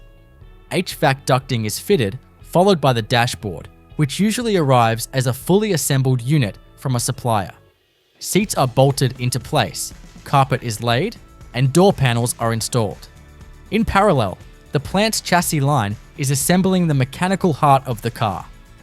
The engine, transmission, suspension assemblies, exhaust system, and brakes are mounted onto a subframe or separate underbody unit. This modular approach allows for rapid final assembly once the chassis and body are ready to be joined. The marriage process is one of the most striking moments in Nissan's assembly line. The painted body is suspended above the rolling chassis module, and the two are brought together by synchronized lifts. Bolts are torqued to specification, connecting the drivetrain and suspension to the body. Following the marriage, technicians connect the various systems between body and chassis, electrical plugs, coolant hoses, fuel lines, steering linkages, and more. Windows are installed using high-strength adhesive, and exterior trim pieces such as weather strips, moldings, and badges are applied. At this point, the Nissan is a complete vehicle in form, but must still prove itself in function. The next phase, testing, inspection, and final adjustments, will determine whether it is ready for shipment to customers. With the major assembly work finished and the Nissan now standing as a complete vehicle, the factory's focus shifts toward verification, fine-tuning, and preparing it for the journey beyond the plant gates. This stage is not simply a final glance over the product, it is a comprehensive series of tests and inspections designed to ensure that every function operates exactly as intended and that the vehicle meets Nissan's rigorous quality standards as well as the legal requirements of its destination market.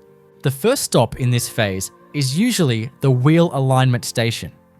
Here, precision laser or camera-based measurement systems determine the exact angles of each wheel relative to the chassis. Technicians adjust camber, caster, and toe to within factory specifications. A misalignment at this stage would not only affect handling and tire life, but could also cause warranty claims, so the process is handled with meticulous care.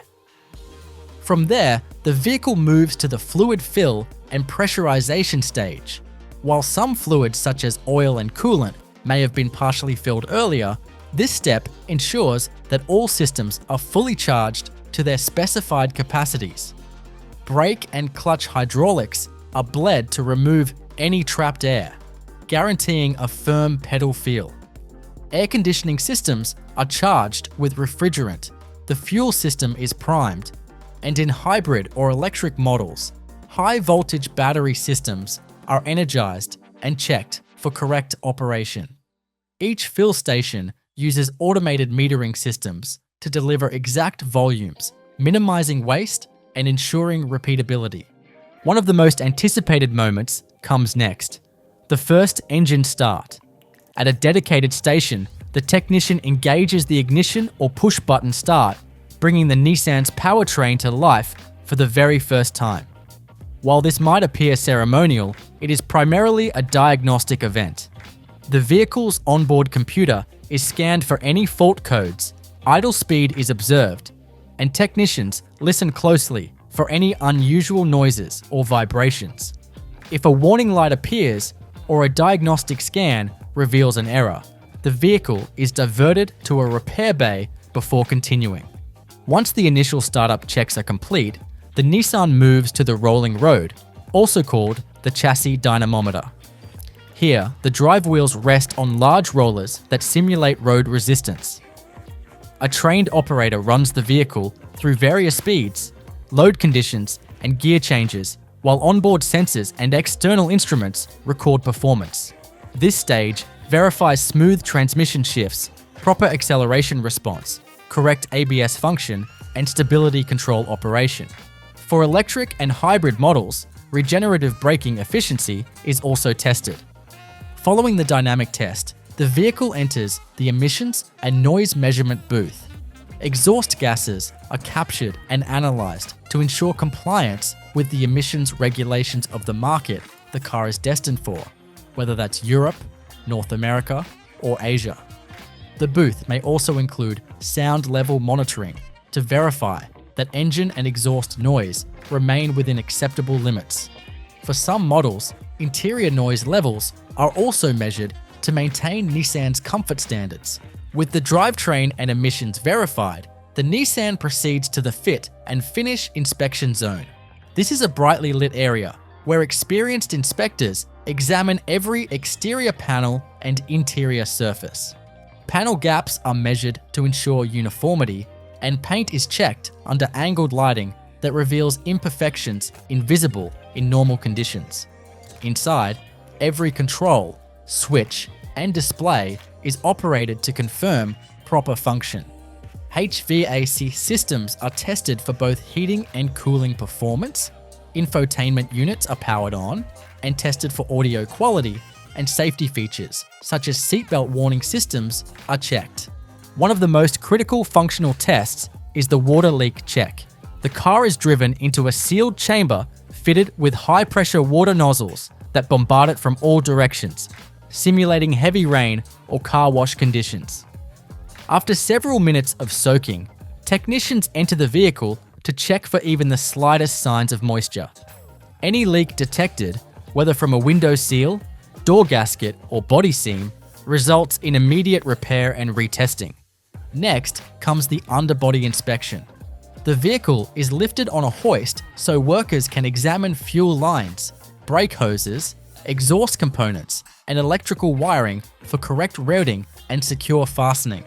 Protective coatings applied earlier in the build are checked to ensure They fully cover vulnerable areas, especially in regions prone to corrosion.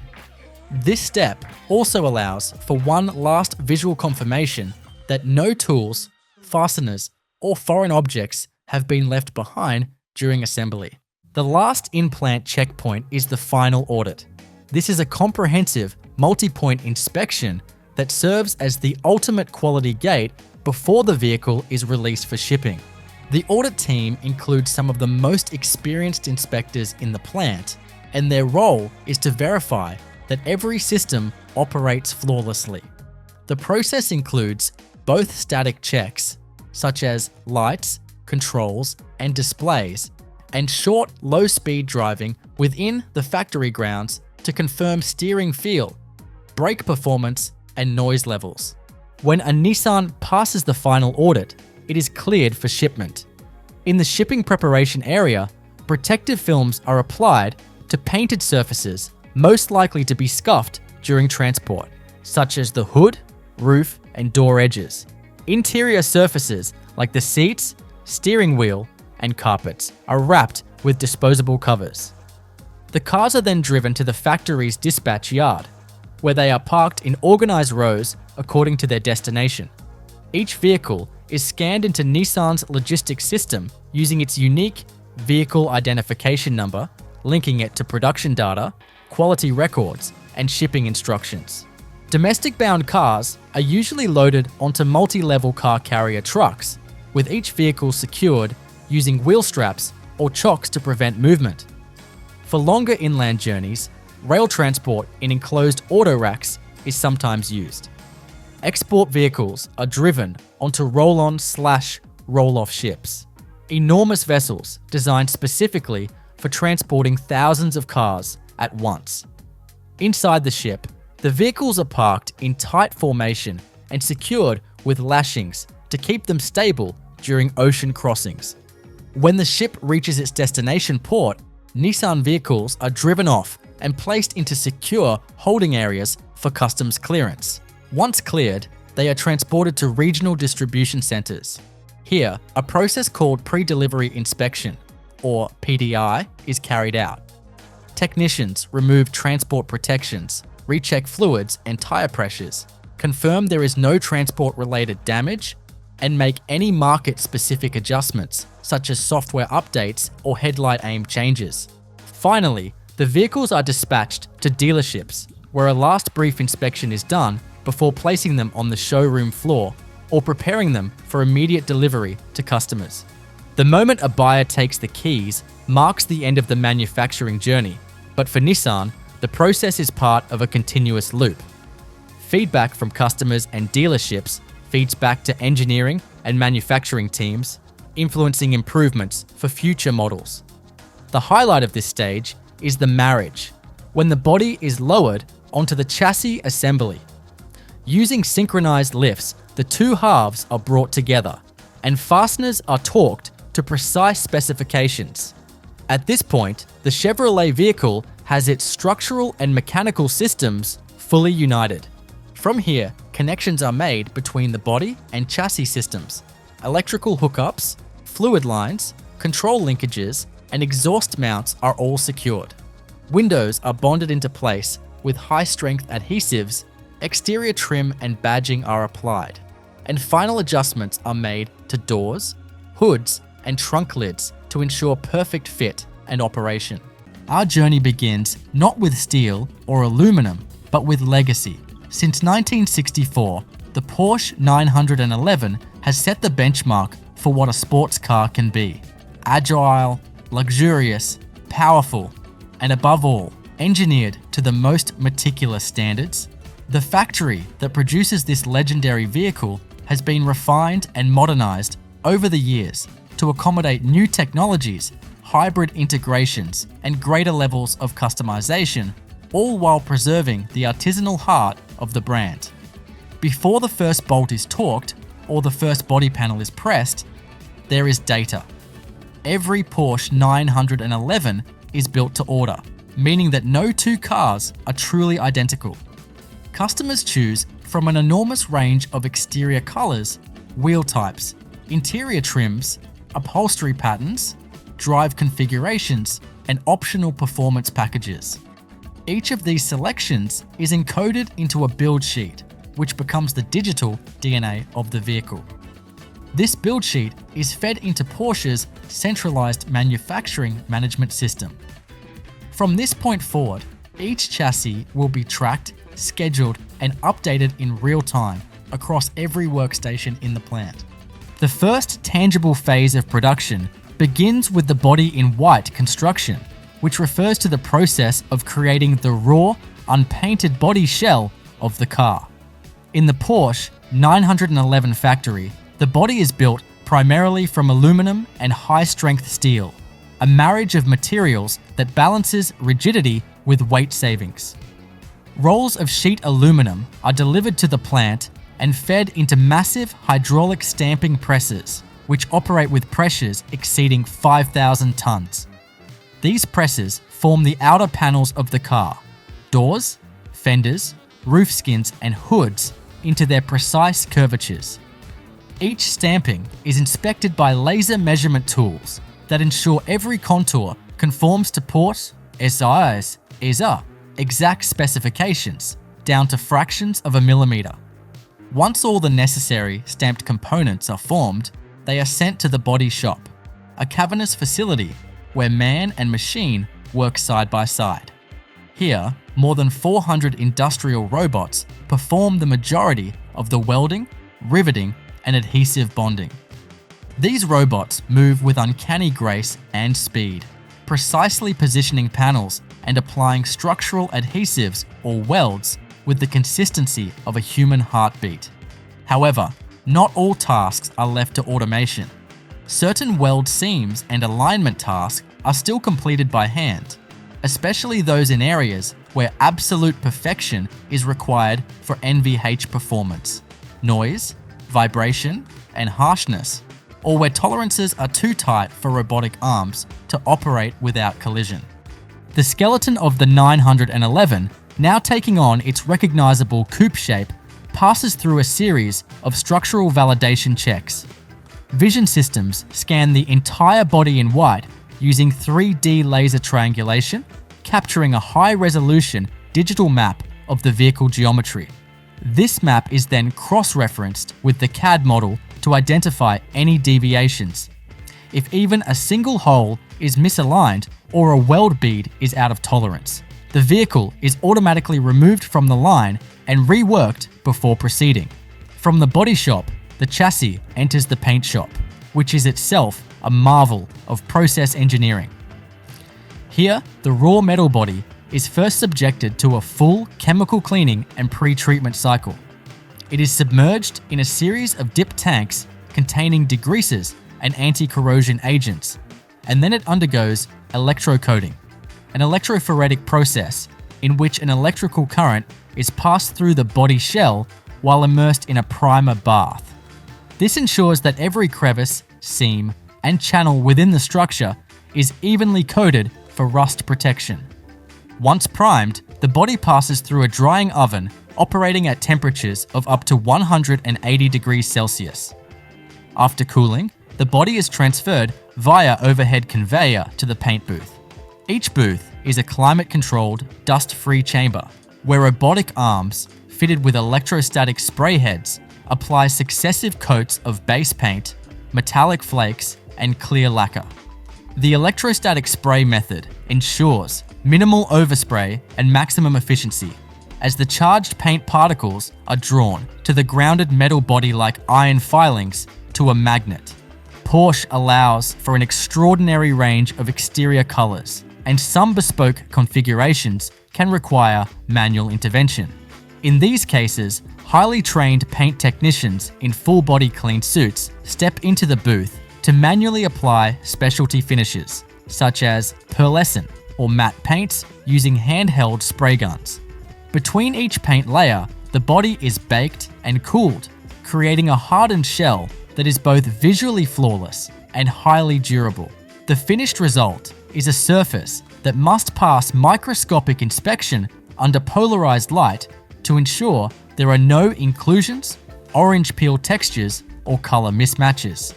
As the painted bodies emerge from the drying ovens and cool under carefully controlled humidity conditions, they are fitted with temporary protective films to prevent scratches during subsequent assembly stages. These painted shells are then placed onto autonomous guided vehicles, AGVs, that shuttle them silently and efficiently to the final assembly hall, where the true transformation from body to car begins. In parallel to body production and painting, a completely different but equally intricate process has been taking place: powertrain assembly, the heart of every Porsche. 911 is its engine, and this component is assembled in a separate, climate-controlled facility adjacent to the main plant. Whether it is a twin-turbocharged flat 6 or a naturally aspirated GT series engine, every unit begins with a bare block, precision machined from a solid billet of aluminum alloy. Each cylinder bore is honed to within microns of its target diameter, and oil channels are cleaned using ultrasonic pulses and compressed air. Engine assembly is a partly manual process performed by specialized technicians who are each responsible for a particular section of the engine. Crankshafts are balanced using laser-guided measurement tools before being seated into their main bearings. Pistons are installed with zero contact to the bore walls, often using air-cushioned insertion tools that prevent even microscopic abrasion. The timing assembly, turbochargers, camshafts, and intake plenums are all mounted with torque-controlled tools calibrated to within a fraction of a Newton meter. Every engine is subject to a dynamic test bench, where it is fired up, run through a simulation of driving conditions, and monitored for vibration, oil pressure, thermal behavior, and exhaust output. Only after passing this test is it stamped with its serial number and released to the vehicle assembly line. As the fully painted and protected body shell glides into the final assembly hall on its autonomous guided vehicle, the environment around it becomes a symphony of motion, sound, and precision. This hall is the nexus of the Porsche 911's creation, where everything converges: chassis, drivetrain, interior, electrics, and finishing. The space is brightly lit, immaculately clean, and orchestrated down to the second. Here, automation doesn't replace craftsmanship, it supports it. Skilled technicians and robotic assistants work in tandem, each knowing their roles to an exacting degree. The very first step in this phase is the marriage process, one of the most significant moments in the entire build. This is where the engine, transmission, and rear suspension subassembly, known collectively as the drivetrain module, are bolted to the body. Unlike many front-engine cars, the Porsche 911's signature rear-mounted engine demands a specific approach to alignment and attachment. The powertrain arrives beneath the suspended body shell on a separate carrier, having been pre-assembled and tested in a different wing of the plant. Technicians first conduct a visual and digital verification of the mounting points on both the chassis and drivetrain module. Hydraulic lifts then lower the body shell in slow, controlled increments toward the powertrain unit. At a precise height, robotic torque arms automatically engage the mounting bolts at each corner of the assembly, securing the engine and suspension cradle to the vehicle's rear subframe with surgical precision. Torque specs are logged digitally in the system to ensure that every car meets identical standards. This point is symbolic and functional, the moment the 911 gains its heart. From here, the partially complete car progresses down the assembly line, where the front axle, steering rack, and brake assemblies are installed. These components, like the rear drivetrain, arrive as pre-assembled modules. Porsche's modular assembly system allows highly efficient integration of these parts without slowing the line. The braking system is one of the most advanced in the world, and depending on the configuration chosen by the customer, technicians may install standard steel rotors, larger vented discs, or the elite Porsche ceramic composite brakes. Each caliper is pre-bled and electronically matched to the ABS and stability systems that will later be programmed. As suspension components are torqued into place and the car sits on its wheels for the first time, it travels into the electrical system's installation zone. This is one of the most complex areas in the entire factory due to the sheer density of cabling, sensors, control units, and wiring harnesses that must be routed throughout the body. Unlike conventional vehicles, where looms are installed early, the 911's configuration-specific electronics require precise timing. A team of specialized technicians begins threading the main wiring harness through the firewall, under the dash cross member, along the floor channels, and into the trunk and engine compartments. Multiple electronic control units responsible for engine management, infotainment, lighting, climate control, adaptive suspension, and driver assistance systems are installed along the way. Each ECU is connected and tagged with an identifier, which is scanned into the system to track software compatibility and firmware updates later on. This process involves a blend of manual dexterity and robotic support. Certain harness connections are guided into position by human hands, while robotic arms press connectors into tight sockets with consistent pressure. The system is then subjected to an initial low-voltage power-on sequence to confirm basic circuit integrity. As the car continues down the line, it enters the interior assembly stage, where it truly begins to look and feel like a Porsche. Interior trim parts, such as dashboards, center consoles, seats, door panels, and headliners, are assembled in adjacent cleanroom environments. The level of customization offered for interiors is staggering. Multiple grades of leather, contrast stitching, carbon fiber inlays, Alcantara accents, and rare wood veneers are all possibilities. Each trim package is pre-selected and kitted into an interior build set specifically for the chassis number it will be installed into. The dashboard is one of the first interior components to be fitted. A robotic jig lifts and rotates the dash into the open body shell through the passenger side, where it is then fastened to the front firewall and A-pillar mounts.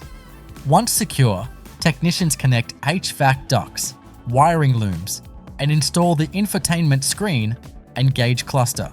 The 911's trademark 5-dial instrument panel is precision calibrated using a laser alignment system to ensure readability and balance. Following this, the central tunnel is installed, anchoring the shifter mechanism, cup holders, and control switches in place. The seating units are next.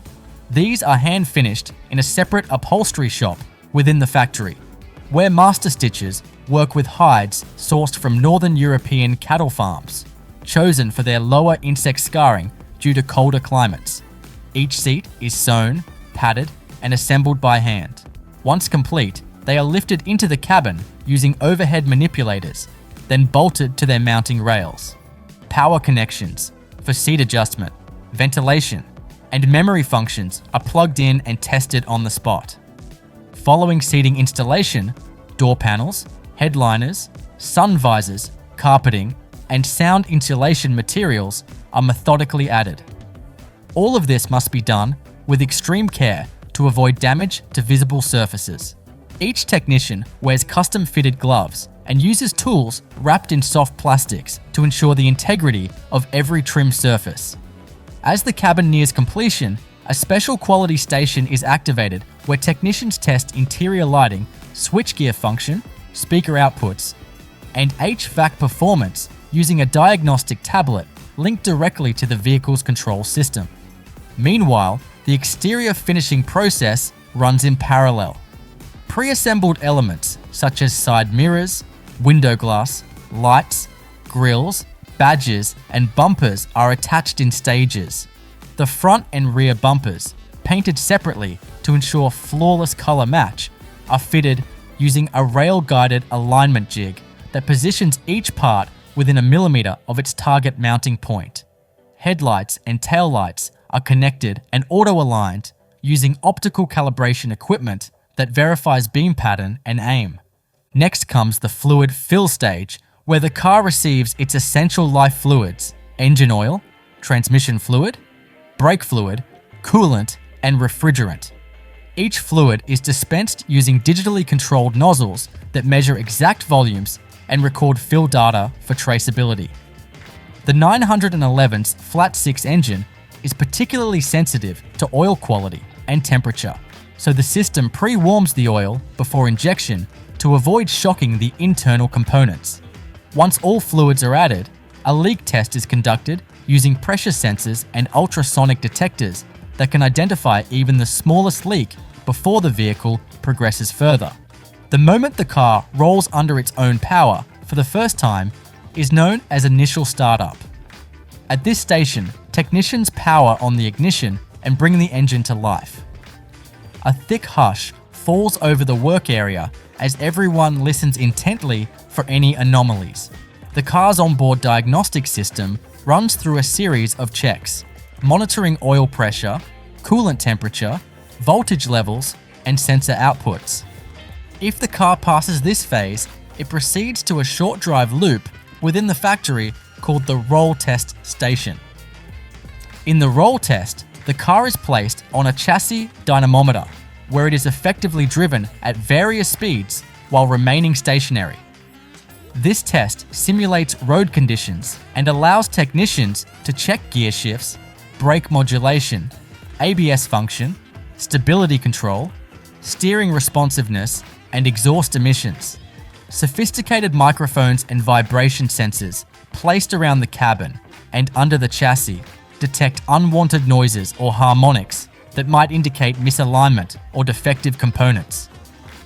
If everything checks out, the car moves to its final quality inspection phase.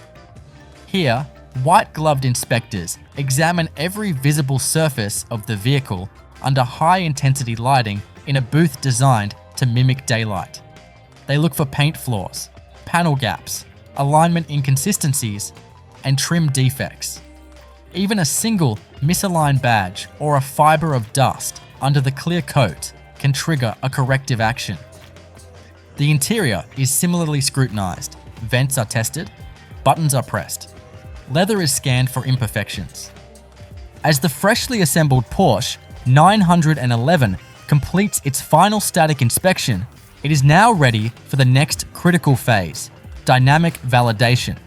This is where the vehicle leaves the controlled environment of the assembly hall and is put to the test in real-world conditions, albeit within the carefully designed confines of Porsche's own internal test facilities.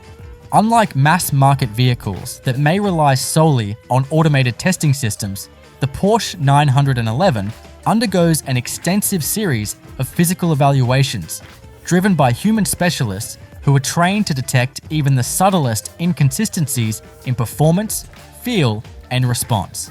The process begins with a water tightness test, sometimes referred to as the monsoon chamber. Each vehicle enters a sealed booth where it is subjected to a simulation of extreme weather. High-pressure jets of water are sprayed from multiple angles, replicating driving through torrential rain, deep puddles, and car washes.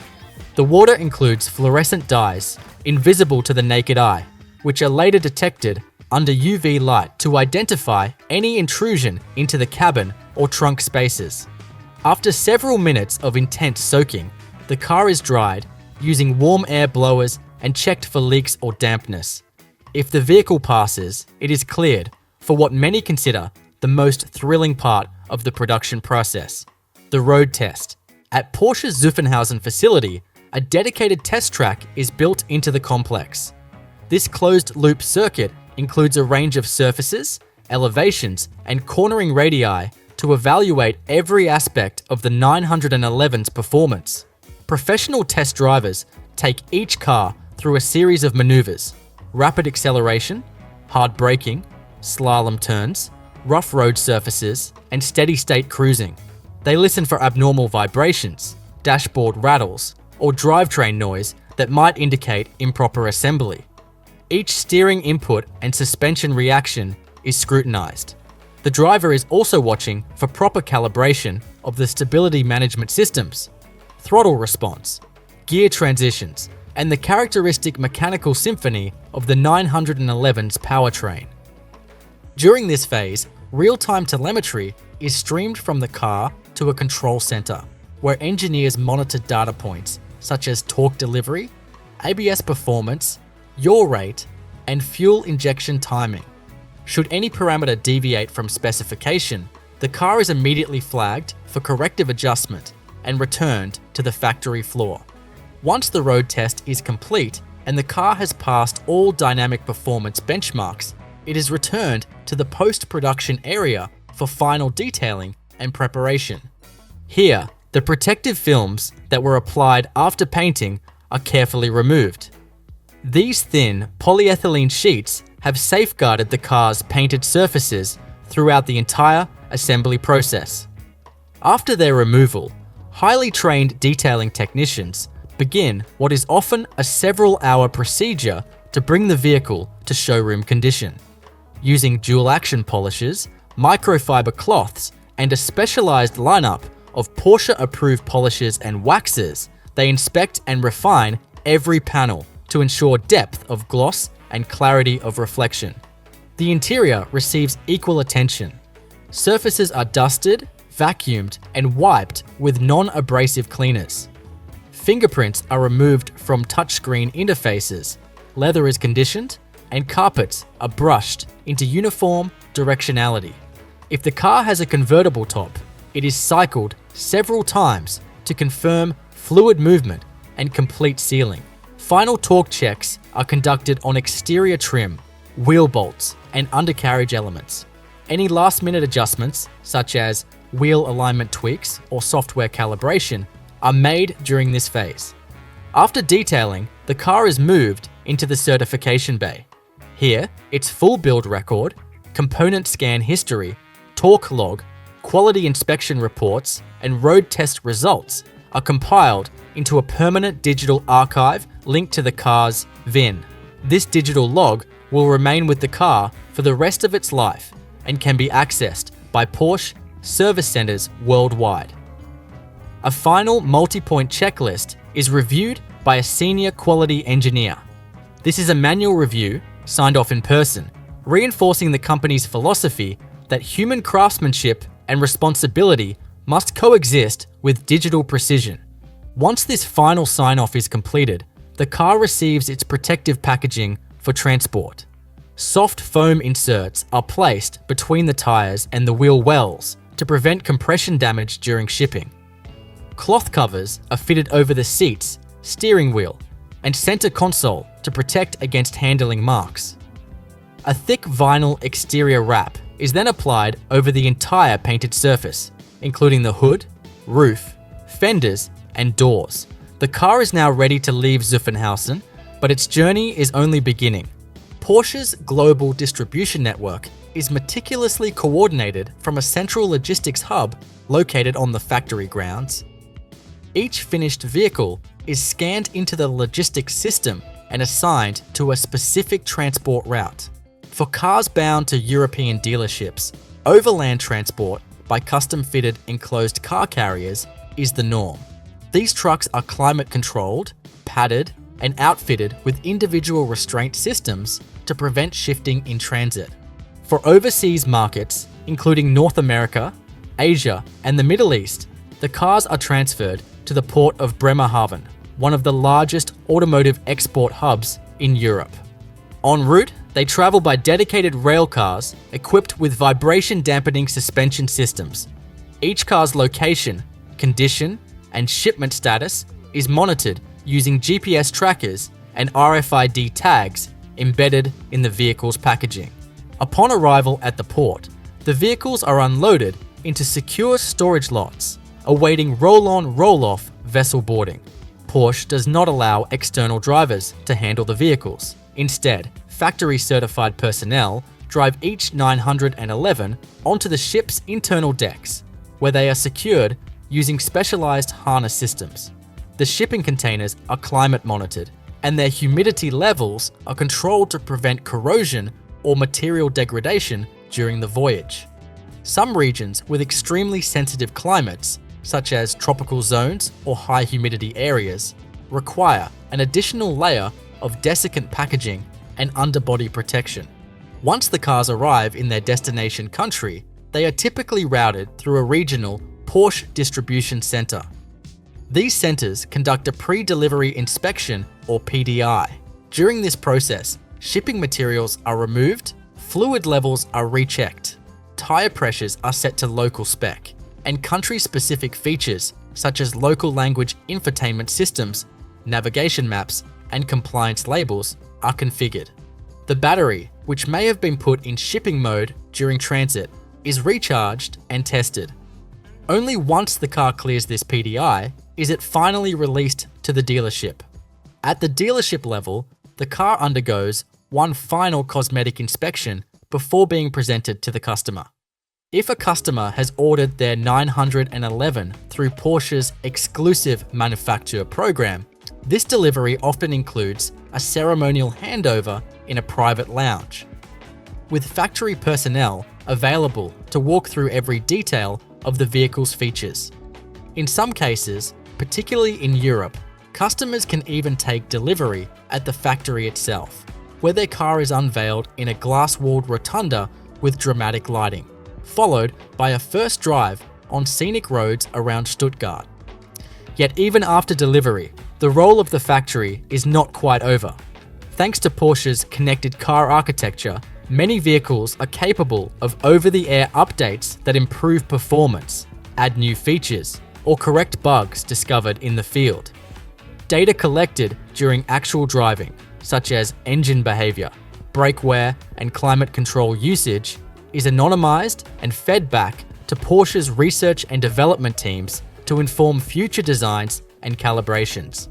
It's a feedback loop that allows every Porsche built today to contribute to the improvement of the next generation. Meanwhile, back at Zuffenhausen, production continues. Every morning, a new batch of orders is passed into build sequences based on available component inventory, production capacity, and shipping schedules. Hundreds of thousands of individual parts must be delivered to the exact right station at the exact right time to maintain flow. This is made possible through a just-in-time logistics strategy, supported by automated material handling systems and a synchronized supplier network. Some high-value or rare components, such as carbon ceramic brake rotors or forged aluminum wheels, are flown in daily from satellite facilities or specialist subcontractors. The factory itself operates with a level of sustainability and energy efficiency that reflects the future of manufacturing. Solar panels line the roofs, producing a significant percentage of the plant's electricity. Rainwater harvesting systems supply grey water for cleaning and HVAC cooling. Waste heat from the paint ovens is recirculated to warm other parts of the facility, and zero waste policies ensure that unused materials are either recycled or repurposed. Even the autonomous transport carts that move parts and vehicles between stations run on battery power, coordinated by an AI-powered logistics brain that continuously optimizes paths and traffic flow. By the time a single Porsche 911 is completed and delivered to its owner, it has passed through the hands of more than 1,500 people, touched over 3,000 unique components, and been subjected to hundreds of quality checks and dozens of performance tests.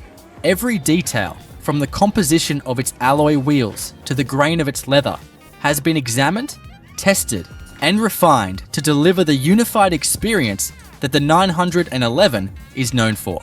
Inside the Zuffenhausen facility, what stands out most beyond the hum of machinery and gleam of painted panels is the harmonious integration of advanced automation with human craftsmanship.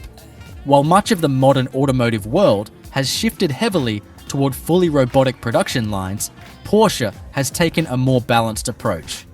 It is this hybrid system, where intelligent machines handle precision tasks and highly trained specialists deliver the emotional and tactile elements, that makes the production of the 911 so uniquely effective and true to its heritage.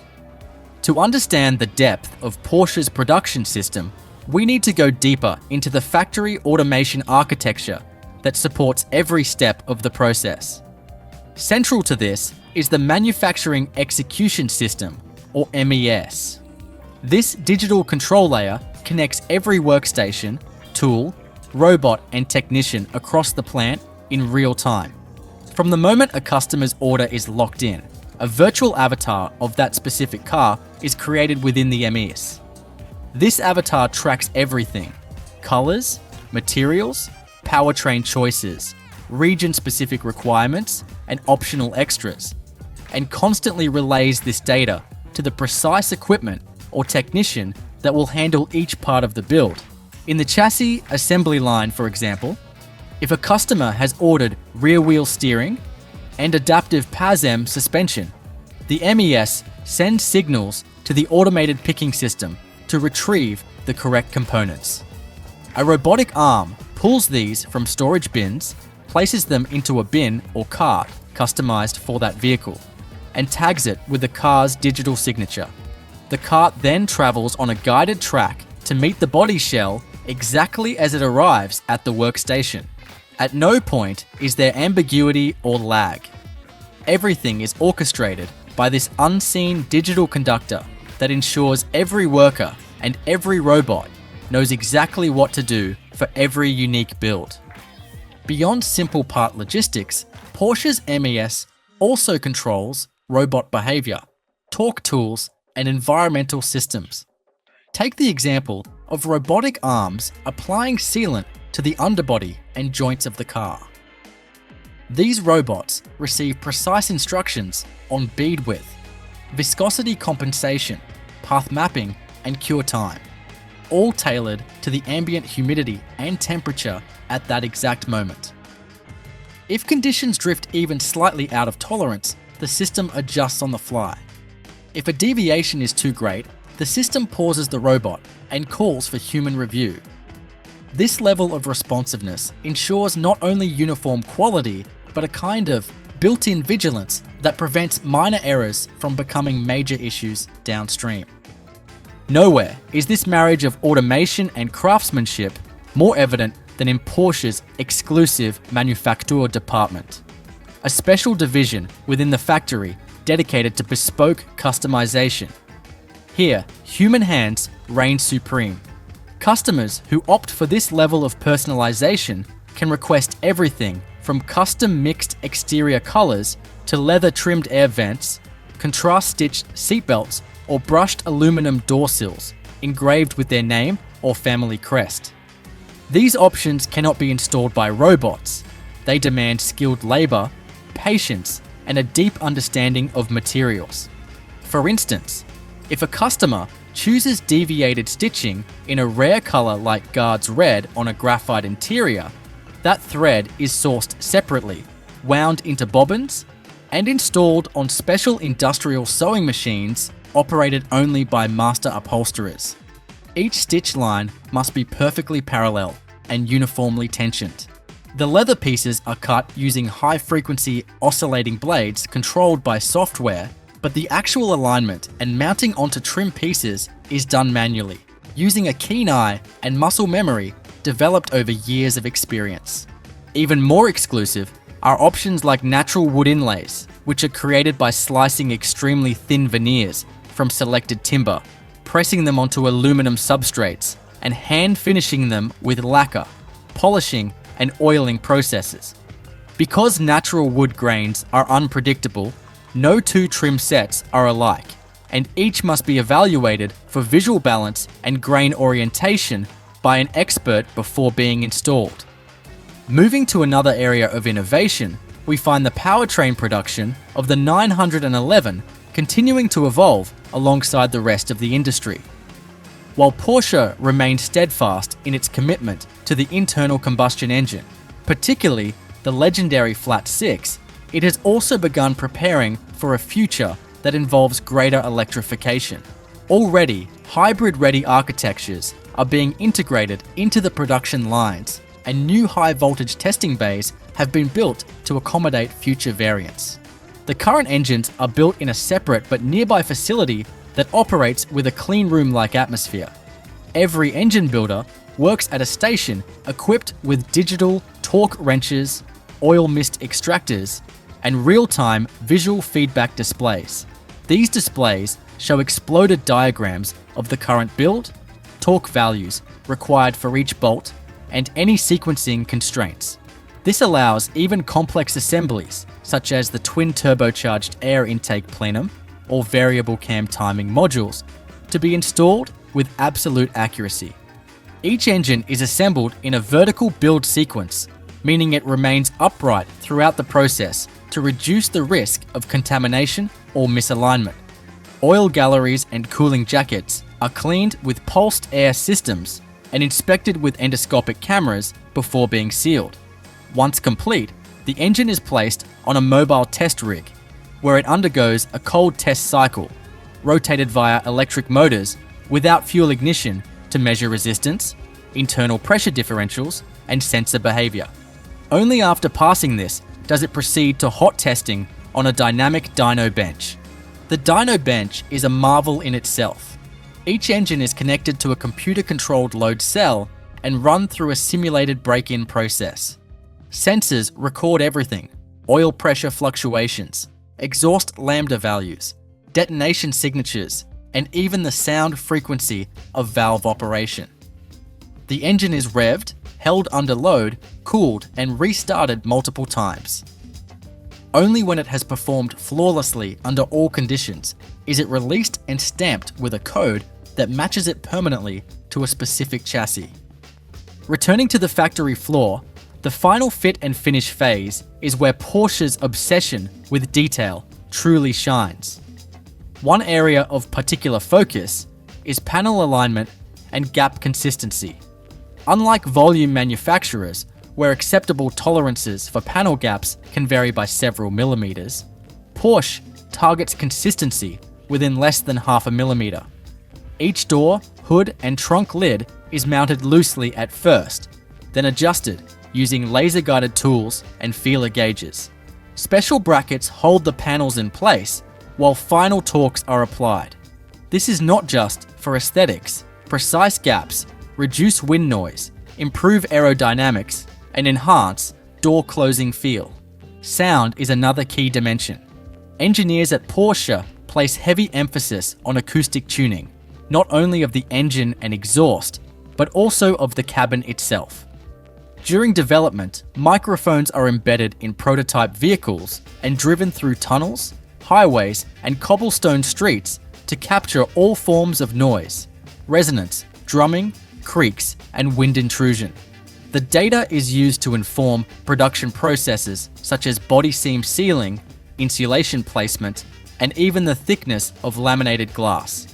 Once in production, these same noise benchmarks are monitored. If a particular car emits even a slightly louder door rattle than expected, it is pulled for correction. Climate performance is also evaluated under extreme conditions. Select vehicles are placed inside thermal chambers that simulate environments from Arctic cold to desert heat. Inside, engineers test HVAC operation, defrost speed, material expansion behavior, and adhesive bonding under thermal stress. Porsche uses infrared cameras to study heat distribution inside the cabin and applies this information to optimize vent design and airflow management. Finally, we must acknowledge the human element, the thousands of workers and craftspeople who bring each 911 to life. At Zuffenhausen, training is rigorous. Every new technician undergoes months of apprenticeship, not just in tool use or station procedure, but in the philosophy of Porsche manufacturing. This includes historical education on past models, design language, customer expectations, and a deep respect for the badge each vehicle will wear. Quality auditors rotate through various departments, performing random checks, coaching less experienced colleagues, and updating work instructions when issues arise. Continuous improvement is part of the culture, and feedback loops from dealerships and customer surveys are studied and integrated into daily operations. It's not uncommon for production processes to be revised weekly, not because something went wrong, but because something could be done just a little better. The story of the Land Cruiser's creation begins long before the first bolt is fastened or the first body panel is stamped. It starts with design intent, precise engineering blueprints, and a commitment to quality control that informs every choice along the production line. Before even a single part enters the assembly plant, Toyota engineers have spent years developing the latest Land Cruiser model. Using computer-aided design systems, crash simulation software, and off-road test labs to validate every frame weld, axle articulation angle, and suspension rebound setting. These simulations and pre-manufacture analyses create the digital foundation upon which the physical vehicle will be built. Now, when we arrive at the factory, typically one of Toyota's dedicated SUV production plants, such as the Tahara or Yoshiwara plant in Japan, we're greeted not by the roar of chaos, but by a carefully orchestrated ballet of steel, robotics, and human oversight. This factory is more than a collection of machines. It's a living system, optimized for repeatability, efficiency, and above all, zero-defect manufacturing. The first physical component of the Land Cruiser to be created is the frame. Unlike unibody vehicles that integrate body and frame into one structure, the Land Cruiser is built using a full ladder frame chassis, a hallmark of serious off-roaders and heavy-duty trucks.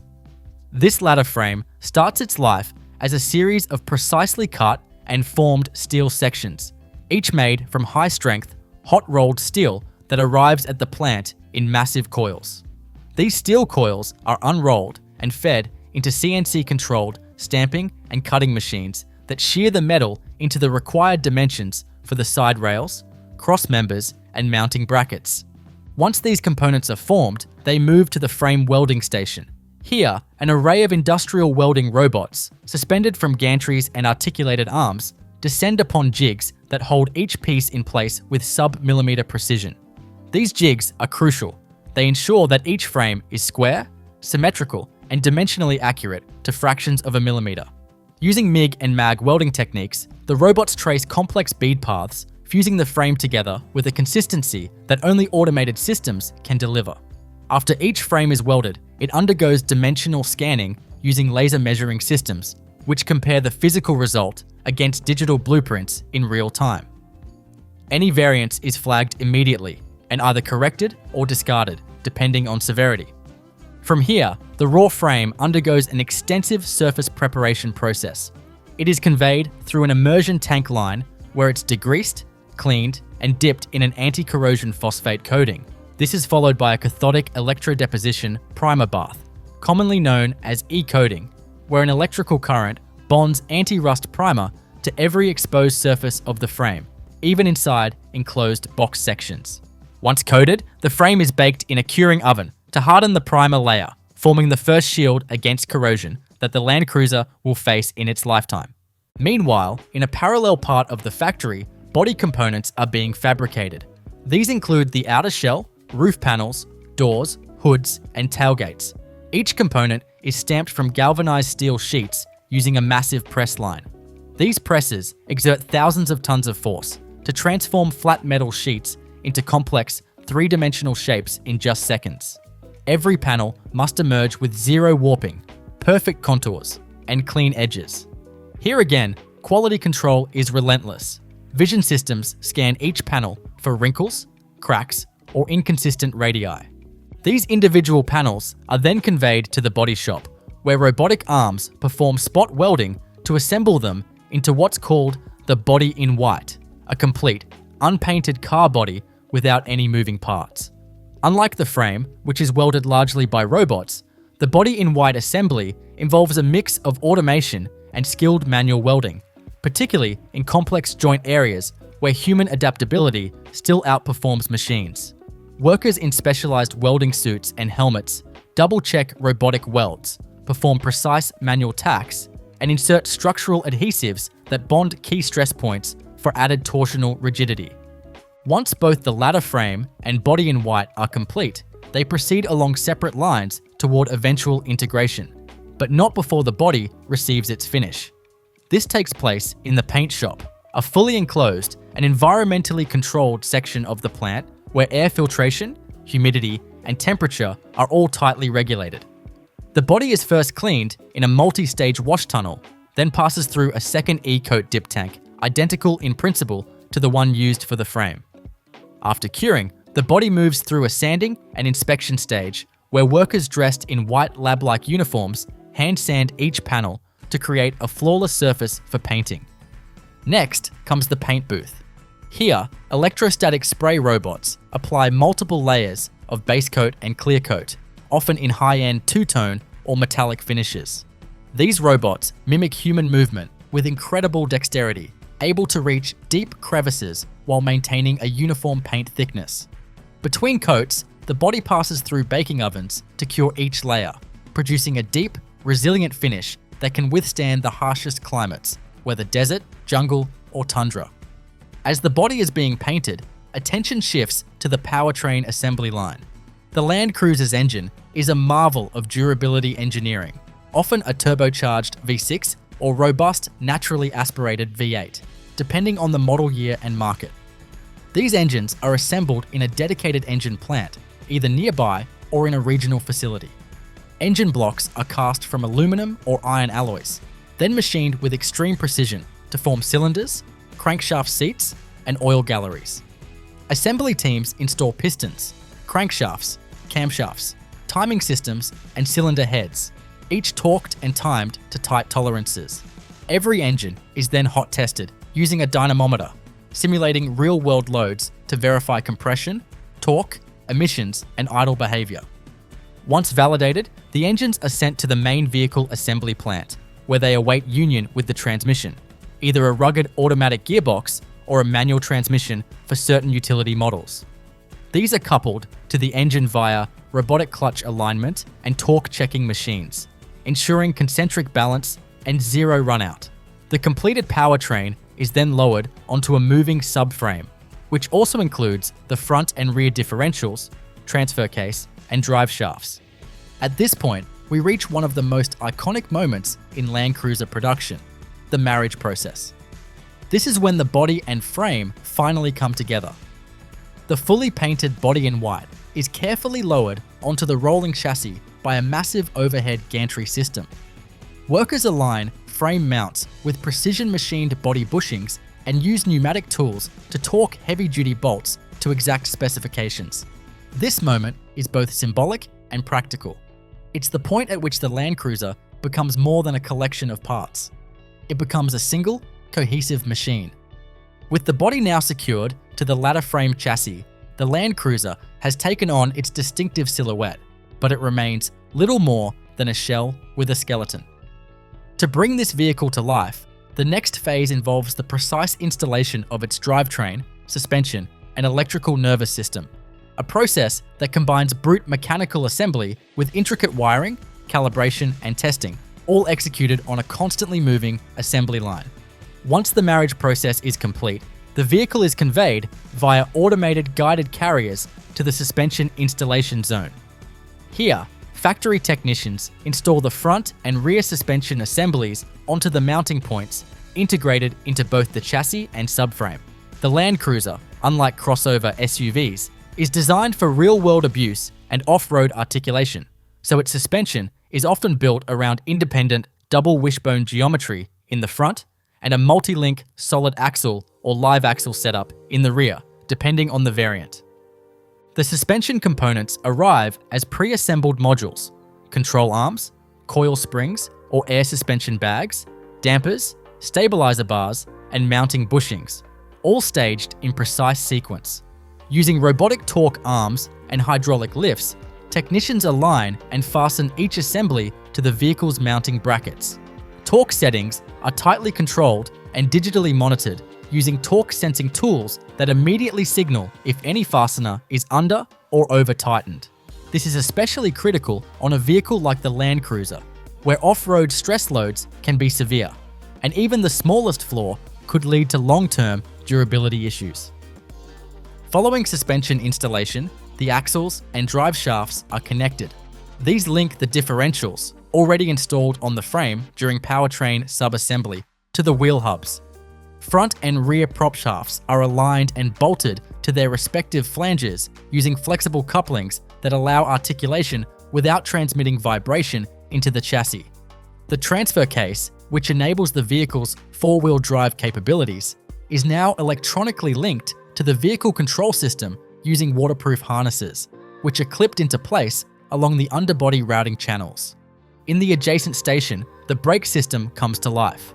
Calipers, brake discs, hydraulic lines, and ABS wheel sensors are pre-installed on knuckle assemblies and now joined to the master cylinder and vacuum booster at the front of the vehicle. Every brake line is fitted using anti-corrosion coated clips and rubber grommets that isolate vibrations and prevent wear. After installation, the brake system is filled with fluid using an automated vacuum fill machine that ensures the lines are completely purged of air, critical for consistent pedal feel and braking performance. Sensors verify fluid pressure and pedal actuation force during a quick bench test before the vehicle moves on. As the mechanicals begin to solidify, another equally vital process unfolds in parallel: the installation of the vehicle's wiring harnesses and onboard electronics. Modern Land Cruisers have extensive electrical systems, covering everything from engine management and safety systems to multimedia interfaces and off-road terrain response modules. The primary wiring harness is a massive, branching structure composed of thousands of color-coded wires bundled by function and destination.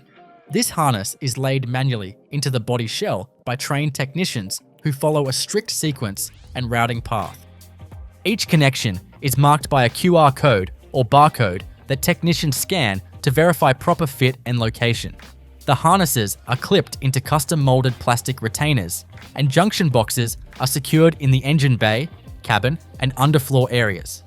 Grounding points are torqued to chassis connections, and fuse boxes are populated with model-specific fuses and relays. By this stage, the Land Cruiser's central nervous system is beginning to form, ready to carry data, commands, and electrical current to every corner of the vehicle. Next comes the fuel system. A large, impact-resistant polymer fuel tank is mounted under the rear chassis rails using steel straps and dampers. This tank has internal baffles to prevent sloshing and is equipped with level sensors, pressure regulators, and a high-flow electric fuel pump. Once installed, quick connect fuel lines are clipped to the underbody routing paths and connected to the engine's fuel rail, with multiple pressure checks verifying that the system is sealed and ready for operation. At this point in the line, attention shifts to the interior, an area where Toyota applies as much precision as it does to mechanical systems. The bare cabin, still painted but unadorned, now receives layers of insulation, padding, and trim components. Sound deadening mats are applied to the floor pan using heat-activated adhesive rollers, followed by thermal insulation sheets placed along the firewall and under the roofline. These materials are crucial in creating the Land Cruiser's signature interior quietness, especially in rugged environments. Once the insulation is laid, flooring components such as the carpet, footwell liners, and underseat padding are installed. Technicians then mount the dashboard assembly, an enormous, complex component pre-built at a substation with integrated wiring, HVAC vents, infotainment screens, and control buttons. The dashboard is robotically guided into position and bolted to the firewall using multi-axis torque arms, ensuring a perfect alignment with side panels and center console structures. The steering column is next. It includes electric tilt and telescoping motors, a collapsible shaft for crash safety, and electronic interfaces for steering angle sensors and driver assistance systems.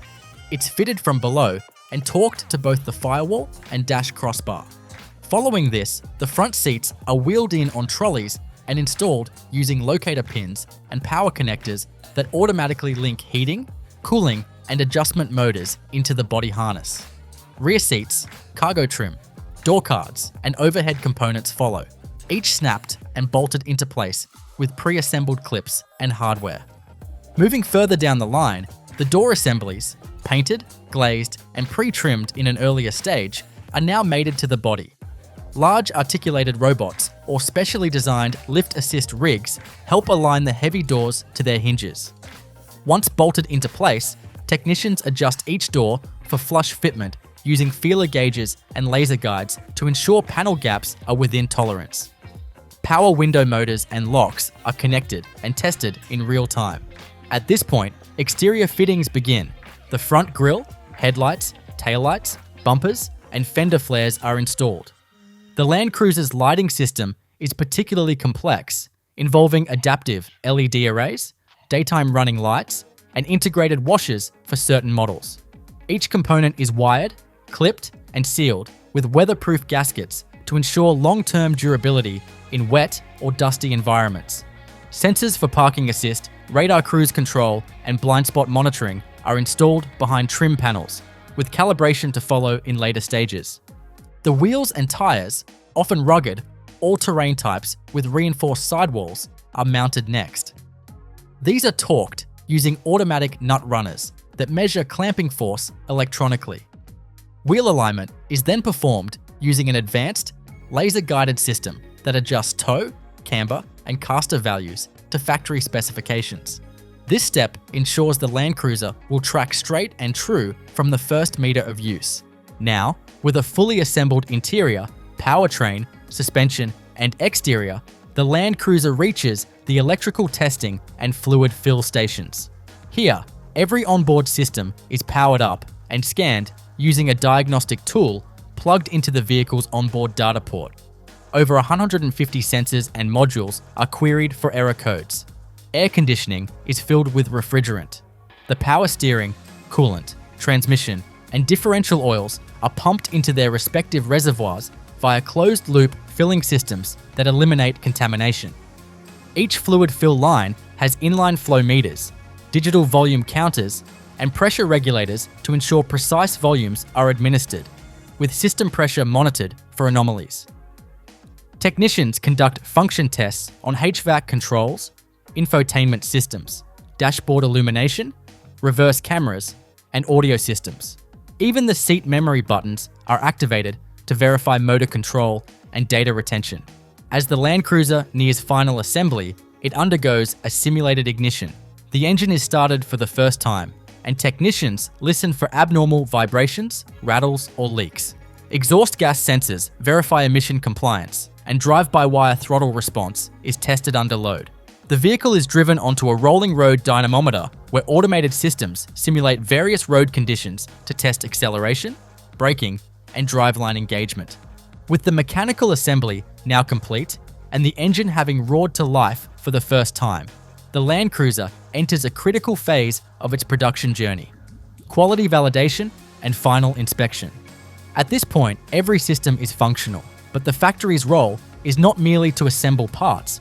It is to confirm that each individual Land Cruiser meets Toyota's legendary standards of durability, safety, and refinement. This is where precision testing, calibration, and simulation converge to ensure that not a single flaw escapes into the real world. The vehicle first proceeds to the final inspection conveyor, a slow-moving belt surrounded by inspection bays and quality control technicians. Here, the vehicle is subjected to a comprehensive visual and tactile inspection. Under bright, uniform lighting conditions and mirrored surfaces designed to expose even the slightest ripple or scratch, skilled workers scan the painted body panels for cosmetic perfection. They run gloved hands over each surface, checking for texture inconsistencies, orange peel effects, or trapped particles under the clear coat. Special attention is paid to panel gaps and alignment. Each door, hood, and tailgate is opened and closed repeatedly to ensure smooth operation and consistent shut lines. A precision feeler gauge is used to measure the distance between adjacent panels at multiple points, confirming that they fall within Toyota's strict tolerances, often less than 3 mm in variance. Any deviation triggers a corrective rework, often involving panel realignment or trim replacement. Inside the cabin, technicians perform a fit and finish audit, systematically checking every touchpoint, seam, and surface. They press every button and knob, ensuring proper tactile feedback and response. Seat adjustments, steering wheel tilt and telescoping, mirror positioning, and window operation are verified. Even cabin lighting is checked, not just for function, but for uniformity in color temperature and intensity. Every HVAC vent is opened and closed. Cup holders are tested for resistance and rattle, and storage compartments are opened to confirm smooth latching and retention. Next, the Land Cruiser undergoes a leak and weatherproofing test in what's known as the shower booth or rain simulation chamber. This sealed room replicates an intense downpour, up to 50 litres of water per square metre per minute for several minutes, while the vehicle remains stationary. High-pressure nozzles blast water at strategic angles, covering the windshield, roof, door seals, hood seams, and underbody in a controlled, high-volume spray. Inside, sensors and technician observers watch for any signs of water intrusion. Paper strips are laid in door sills and on floorboards to detect even the slightest moisture. If a leak is discovered, the vehicle is flagged and pulled off the line for immediate resealing and retesting. It cannot proceed until it passes the rain test with zero leakage. This step is especially crucial for a vehicle like the Land Cruiser, expected to withstand deep water crossings and monsoon conditions around the globe. Once water testing is complete, the vehicle is dried using high-volume air dryers and microfiber towels, then passed into the dynamic testing line. This portion of the plant is built like a miniature test track and includes a chassis dynamometer, suspension shakers, and NVH test chambers. The vehicle is driven onto rollers that simulate different road conditions: smooth asphalt, coarse gravel, cobblestones, and even railroad-like rumble strips. Sensors embedded in the seat rails, firewall, and steering column measure vibration amplitudes and frequencies. Technicians inside the cabin listen and feel for buzzes, squeaks, or rattles, often called BSR defects. These can originate from loose trim clips, misaligned panels, or improperly torqued fasteners. If a defect is detected, it is logged, and the vehicle is removed from the line for diagnostic teardown and correction. The expectation is not simply that the Land Cruiser should function, it must feel cohesive and solid, like a single carved block of steel, even when driving over rough terrain. Following dynamic tests, the vehicle undergoes wheel alignment and headlight aiming. On a laser-guided platform, cameras scan each wheel to measure camber, caster, and toe angles. Adjustments are made to the suspension arms or steering links via automated or technician-guided tools until alignment falls within specifications. Proper alignment is vital not only for tyre longevity and handling performance, but also for safety systems like lane keeping assist, which depend on accurate steering angle input. Headlights are tested and aimed in a separate chamber equipped with photometric sensors. The Land Cruiser's LED or projector headlights are precisely leveled and oriented to ensure they illuminate the road correctly without blinding oncoming drivers. Adaptive lighting functions are activated and checked for smooth operation, whether swiveling into corners or dimming individual LED segments during oncoming traffic. From here, the vehicle moves to the ADAS calibration zone, a critical step in preparing modern vehicles for road use. Advanced driver assistance systems, such as automatic emergency braking, lane departure warning, adaptive cruise control, and pedestrian detection, require that cameras and radar modules are perfectly aligned and calibrated. In this dedicated bay, high-resolution printed targets and reflective calibration boards are positioned at precise distances from the vehicle. The onboard systems scan these targets to calibrate the field of view, depth perception, and horizontal axis of the forward-facing camera and millimeter wave radar units. Any error in calibration can lead to inaccurate distance measurement or false triggering, so the process is repeated multiple times and verified using test data. The calibration results are uploaded to a central database that tracks the configuration history of every vehicle produced. This data can later be accessed by dealerships during servicing, ensuring traceability and long-term system accuracy. Now that every system is validated, the vehicle proceeds to the final software, flashing and configuration bay. This is where the Land Cruiser's onboard ECU cluster is updated with the most recent firmware, software maps, and region-specific settings.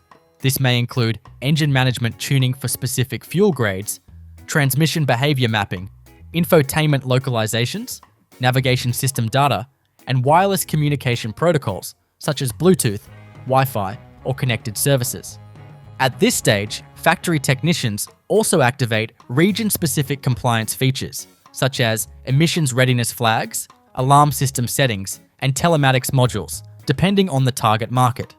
Each configuration is verified with a scan tool and signed off electronically, with the software build number recorded in the vehicle's internal logs. Only now does the Land Cruiser approach what is known as the final release gate. This is the symbolic and operational point at which the vehicle is officially deemed complete. The engine is shut off, the ignition keys are programmed and paired to the immobilizer, and the factory build manifest is printed and affixed to the dashboard. Every vehicle is tagged with a VN, barcoded for traceability, and matched to its build sheet, which includes options, colors, production dates, and destination data. Before the vehicle exits the factory floor, it passes through a dedicated detailing and protection zone. Here, trained specialists give the vehicle a final clean, polish, and inspection under soft lighting. Protective plastic films are applied to vulnerable surfaces like door sills, bumpers, infotainment screens, and seat cushions to prevent damage during transit. The tyres are overinflated slightly to accommodate potential temperature or pressure changes during storage or shipping.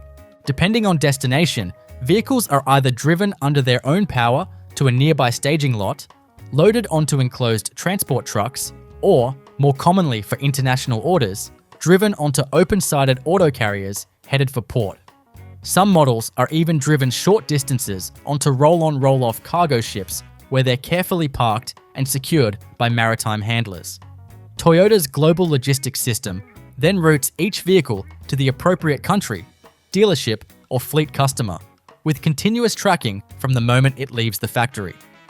With the Toyota Land Cruiser now fully assembled, inspected, and officially cleared through the final quality gates, its departure from the factory marks not an end, but the beginning of an extraordinarily managed logistical operation. Every vehicle that rolls off the production line is immediately tagged for traceability and assigned a specific post-factory journey depending on its model variant, trim level, destination market, and regional compliance standards. This downstream supply chain is as complex and meticulous as the assembly process itself, ensuring that every Land Cruiser reaches its customer without compromise. The first stop for many newly built Land Cruisers is the factory's outbound vehicle staging area, an expansive, organized expanse of tarmac where hundreds of vehicles are arranged in neat rows, each aligned with specific shipping designations. From here, Toyota's Vehicle Logistics Control Team coordinates batch deployments of finished units either to inland dealerships via transport trucks or to international ports by rail or by direct carrier convoys. In Japan, for instance, production centers like Tahara or Yoshiwara route large volumes of Land Cruisers to export terminals in Nagoya or Yokohama. These vehicles are often earmarked for overseas regions such as Australia, the Middle East, Africa, or North America, markets where rugged off-road capability is highly valued and thoroughly tested. But before these vehicles are loaded onto ships or trucks, they undergo port preparation processes that further ready them for transport and market compliance. Many Land Cruisers, especially those headed abroad, are sent to a vehicle logistics center adjacent to the port. At the VLC, they undergo a multi-step check involving additional accessory installation, protective film removal, and localization. In this phase, market-specific options that cannot be practically installed on the main assembly line are added. These might include tow hitches, roof racks, side steps, navigation system SD cards, language packages, or customer-requested extras like off-road kits, underbody protection plates, or integrated dash cameras. All installations are performed by certified technicians using torque-verified tools and original parts. Any deviation from standard configurations is meticulously documented to preserve the vehicle's warranty and certification status. Equally important is the post-assembly compliance verification. Each region around the world has unique emissions, safety, and equipment requirements, and Toyota manages this through VN-specific programming. For example, a Land Cruiser bound for the United States must meet Federal Motor Vehicle Safety Standards, California Air Resources Board regulations, and NHTSA labeling, while one going to the UAE must be equipped with Gulf-specific cooling systems, stronger alternators for heat tolerance, and Arabic language infotainment settings. Once localized and cleared, the vehicles are lined up for Ro-Ro shipping or loaded into multi-level vehicle transporters, depending on whether they're being exported overseas or moved overland. Ro-Ro ships, purpose-built for automotive logistics, feature vast internal decks that resemble floating parking garages. Each vehicle is driven onto the ship under its own power, guided up loading ramps and secured to the deck using industrial tie-downs. Toyota limits engine runtime during this stage to reduce emissions and fuel consumption, and each vehicle's onboard diagnostics are scanned one last time before the cargo bay is sealed. While en route to their destinations, Land Cruisers are tracked using global supply chain visibility platforms that integrate with GPS and customs data systems. Estimated time of arrival, environmental exposure logs, and any transit anomalies are recorded to maintain full accountability. In the case of sea freight, average journeys can last anywhere from 7 to 45 days, depending on distance and port congestion. Throughout that time, Toyota's regional distribution hubs prepare to receive, inspect, and redeploy the incoming vehicles. When a shipment of Land Cruisers reaches its destination country, it undergoes a pre-delivery inspection at a regional Toyota import processing center. Here, the vehicles are unloaded and immediately examined for any cosmetic or mechanical damage incurred during transit, such as scuffs, dings, or tie-down abrasion. Battery voltage levels are tested, tire pressures are corrected, and all protective films and covers are removed. A diagnostic scan confirms system integrity, firmware versions, and mileage. Even the odometer reading is logged to ensure compliance with regulations about mileage disclosure. At this stage, additional final touches are added. Owner's manuals, registration documents, floor mats, and dealer-branded accessories are placed inside the cabin. In some regions, local emission or safety stickers are applied, and temporary license plates are affixed for legal transport to dealerships. Once cleared, vehicles are grouped by dealer destination and loaded onto regional delivery trucks that will carry them directly to showrooms.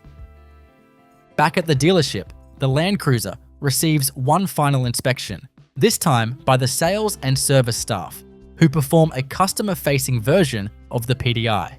They check for cosmetic perfection, start and idle the vehicle, activate climate controls, sync the infotainment system with local maps and language settings, and validate that no error codes have appeared since transport.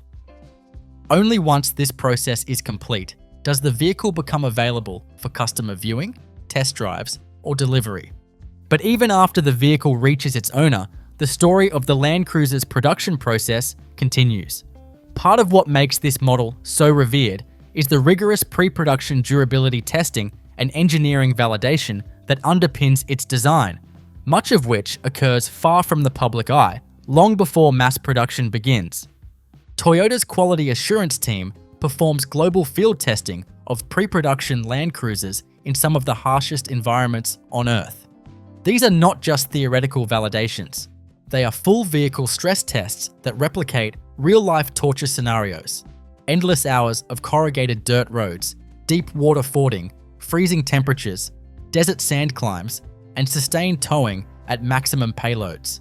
Test mules are equipped with telemetry and stress sensors embedded into suspension arms, chassis, weld points, engine mounts, and transmission casings. Engineers collect terabytes of data across thousands of miles of field testing, looking for signs of fatigue, thermal breakdown, or structural deformation. Some of these test vehicles are subjected to frame twist tests on purpose-built platforms that simulate extreme diagonal wheel articulation. Others are parked in cold chambers for overnight freezes, and then started without preheaters to evaluate cold start behavior and electronics resilience. Brake systems are stress tested down alpine gradients with full payload, while fuel systems are evaluated in high-altitude passes to ensure vapor lock prevention. Every component, from seat foam density to door hinge lubrication, is analyzed, tested, and reworked if it fails to meet Toyota's standards. Once the prototype phase ends and the production design is finalized, Toyota invests in a global supplier quality control network to ensure consistency across all materials entering the factory. Every bolt, sensor, harness, and panel delivered to the Land Cruiser production line must meet ISO TS 16949 and Toyota's own global supplier requirements. These parts are tagged with barcodes and batch numbers that trace their entire life cycle, from material sourcing to delivery. In the event of a future defect or recall, Toyota can pinpoint the exact day, shift, and supplier lot that produced the affected component, allowing for rapid response and recall management. Even paint batches, foam chemical blends, and adhesive curing cycles are tracked in real time. Many Land Cruiser parts are over-engineered compared to industry norms. For example, frame cross members are often hydroformed, resulting in stronger yet lighter weld-free shapes. Fasteners on critical joints are not only torqued, but angle checked with digital sensors to ensure the proper stretch and clamp force. This over-engineering is not excess, it's strategic durability. And in keeping with Toyota's core philosophy of Kaizen, or continuous improvement, feedback from real-world usage informs future iterations. Engineers regularly review warranty claims, service center data, and owner feedback. If patterns emerge, such as premature wear on a bushing or corrosion on a bracket, adjustments are made on the production line, sometimes within days. This responsiveness is one reason why even aging Land Cruisers remain reliable long after newer competitors have faded. As the modern factory evolves, so too does the way the Toyota Land Cruiser is built. While the foundational principles of reliability and mechanical toughness remain unchanged, the methods by which these values are achieved have transformed dramatically over the decades. In this next phase of the journey, we step deeper inside the plant, not just to observe physical assembly, but to understand how the Land Cruiser benefits from one of the most advanced manufacturing ecosystems in the automotive world. At the core of Toyota's approach is the Toyota Production System, a manufacturing philosophy built on lean principles, just-in-time delivery, jidoka, and continuous improvement, or Kaizen. The production of a Land Cruiser represents one of the most intricate expressions of TPS in action, balancing high-mix, low-volume builds with exacting consistency. Unlike high-volume sedans or economy cars, Land Cruisers are often built to order, customized by region, and produced in lower quantities, demanding exceptional flexibility from the factory floor. That flexibility is enabled by Industry 4.0 technologies, a suite of digital tools and automated systems that allow each vehicle to be uniquely tracked and built in sequence. As soon as a Land Cruiser order enters the system, a digital production order is generated and encoded into what Toyota calls the build manifest. This manifest travels with the vehicle in both physical and digital forms, informing every workstation along the line exactly what variant is approaching, the trim level, drivetrain layout, regional settings, colors, accessories, and emissions package. Throughout the factory, a network of programmable logic controllers and manufacturing execution systems orchestrate operations with incredible coordination. These systems communicate with RFID readers, barcode scanners, and vision recognition cameras that constantly monitor each vehicle's movement and configuration. Robotic arms that apply adhesive, install glass, or torque bolts adapt automatically depending on the model variant passing through. This seamless shift between configurations enables Toyota to build a diesel-powered Land Cruiser for the Australian Outback on the same line as a petrol V6 bound for a Middle Eastern fleet customer, without ever shutting down or retooling the line. In the welding shop, cobots, collaborative robots, work side by side with human technicians. While fully automated welding cells handle repetitive, high-speed tasks like frame seam welds or floor pan spot welding, more complex and nuanced joints are still guided by experienced hands. The cobots assist in holding parts, adjusting positioning, or applying filler materials, responding to slight shifts or tolerances that may not be visible to machine vision systems. These robotic helpers improve efficiency without replacing human intuition, an essential balance in Land Cruiser production. The paint shop is another showcase of cutting-edge automation. Here, electrostatic rotary bell atomizers precisely control paint flow and dispersion, resulting in incredibly fine droplets that adhere more evenly and waste less material than traditional spray systems. The robotic arms in this area are capable of mimicking human wrist and elbow movements, adjusting in real time based on vehicle height, curvature, and even ambient temperature or humidity. Every body is scanned before and after painting using laser profilometry, which maps the surface for thickness uniformity, gloss level, and micro defects invisible to the naked eye. But even with all this automation, Toyota continues to rely heavily on human craftsmanship, particularly in the trim and final assembly zone. Here, skilled workers, many of whom have decades of experience, perform tactile evaluations and intricate installations that machines still cannot replicate.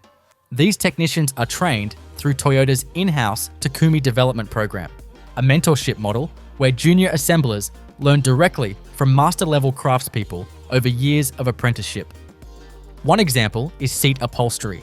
While much of the seat frame assembly is robotic, the final wrapping of leather or synthetic material is done by hand.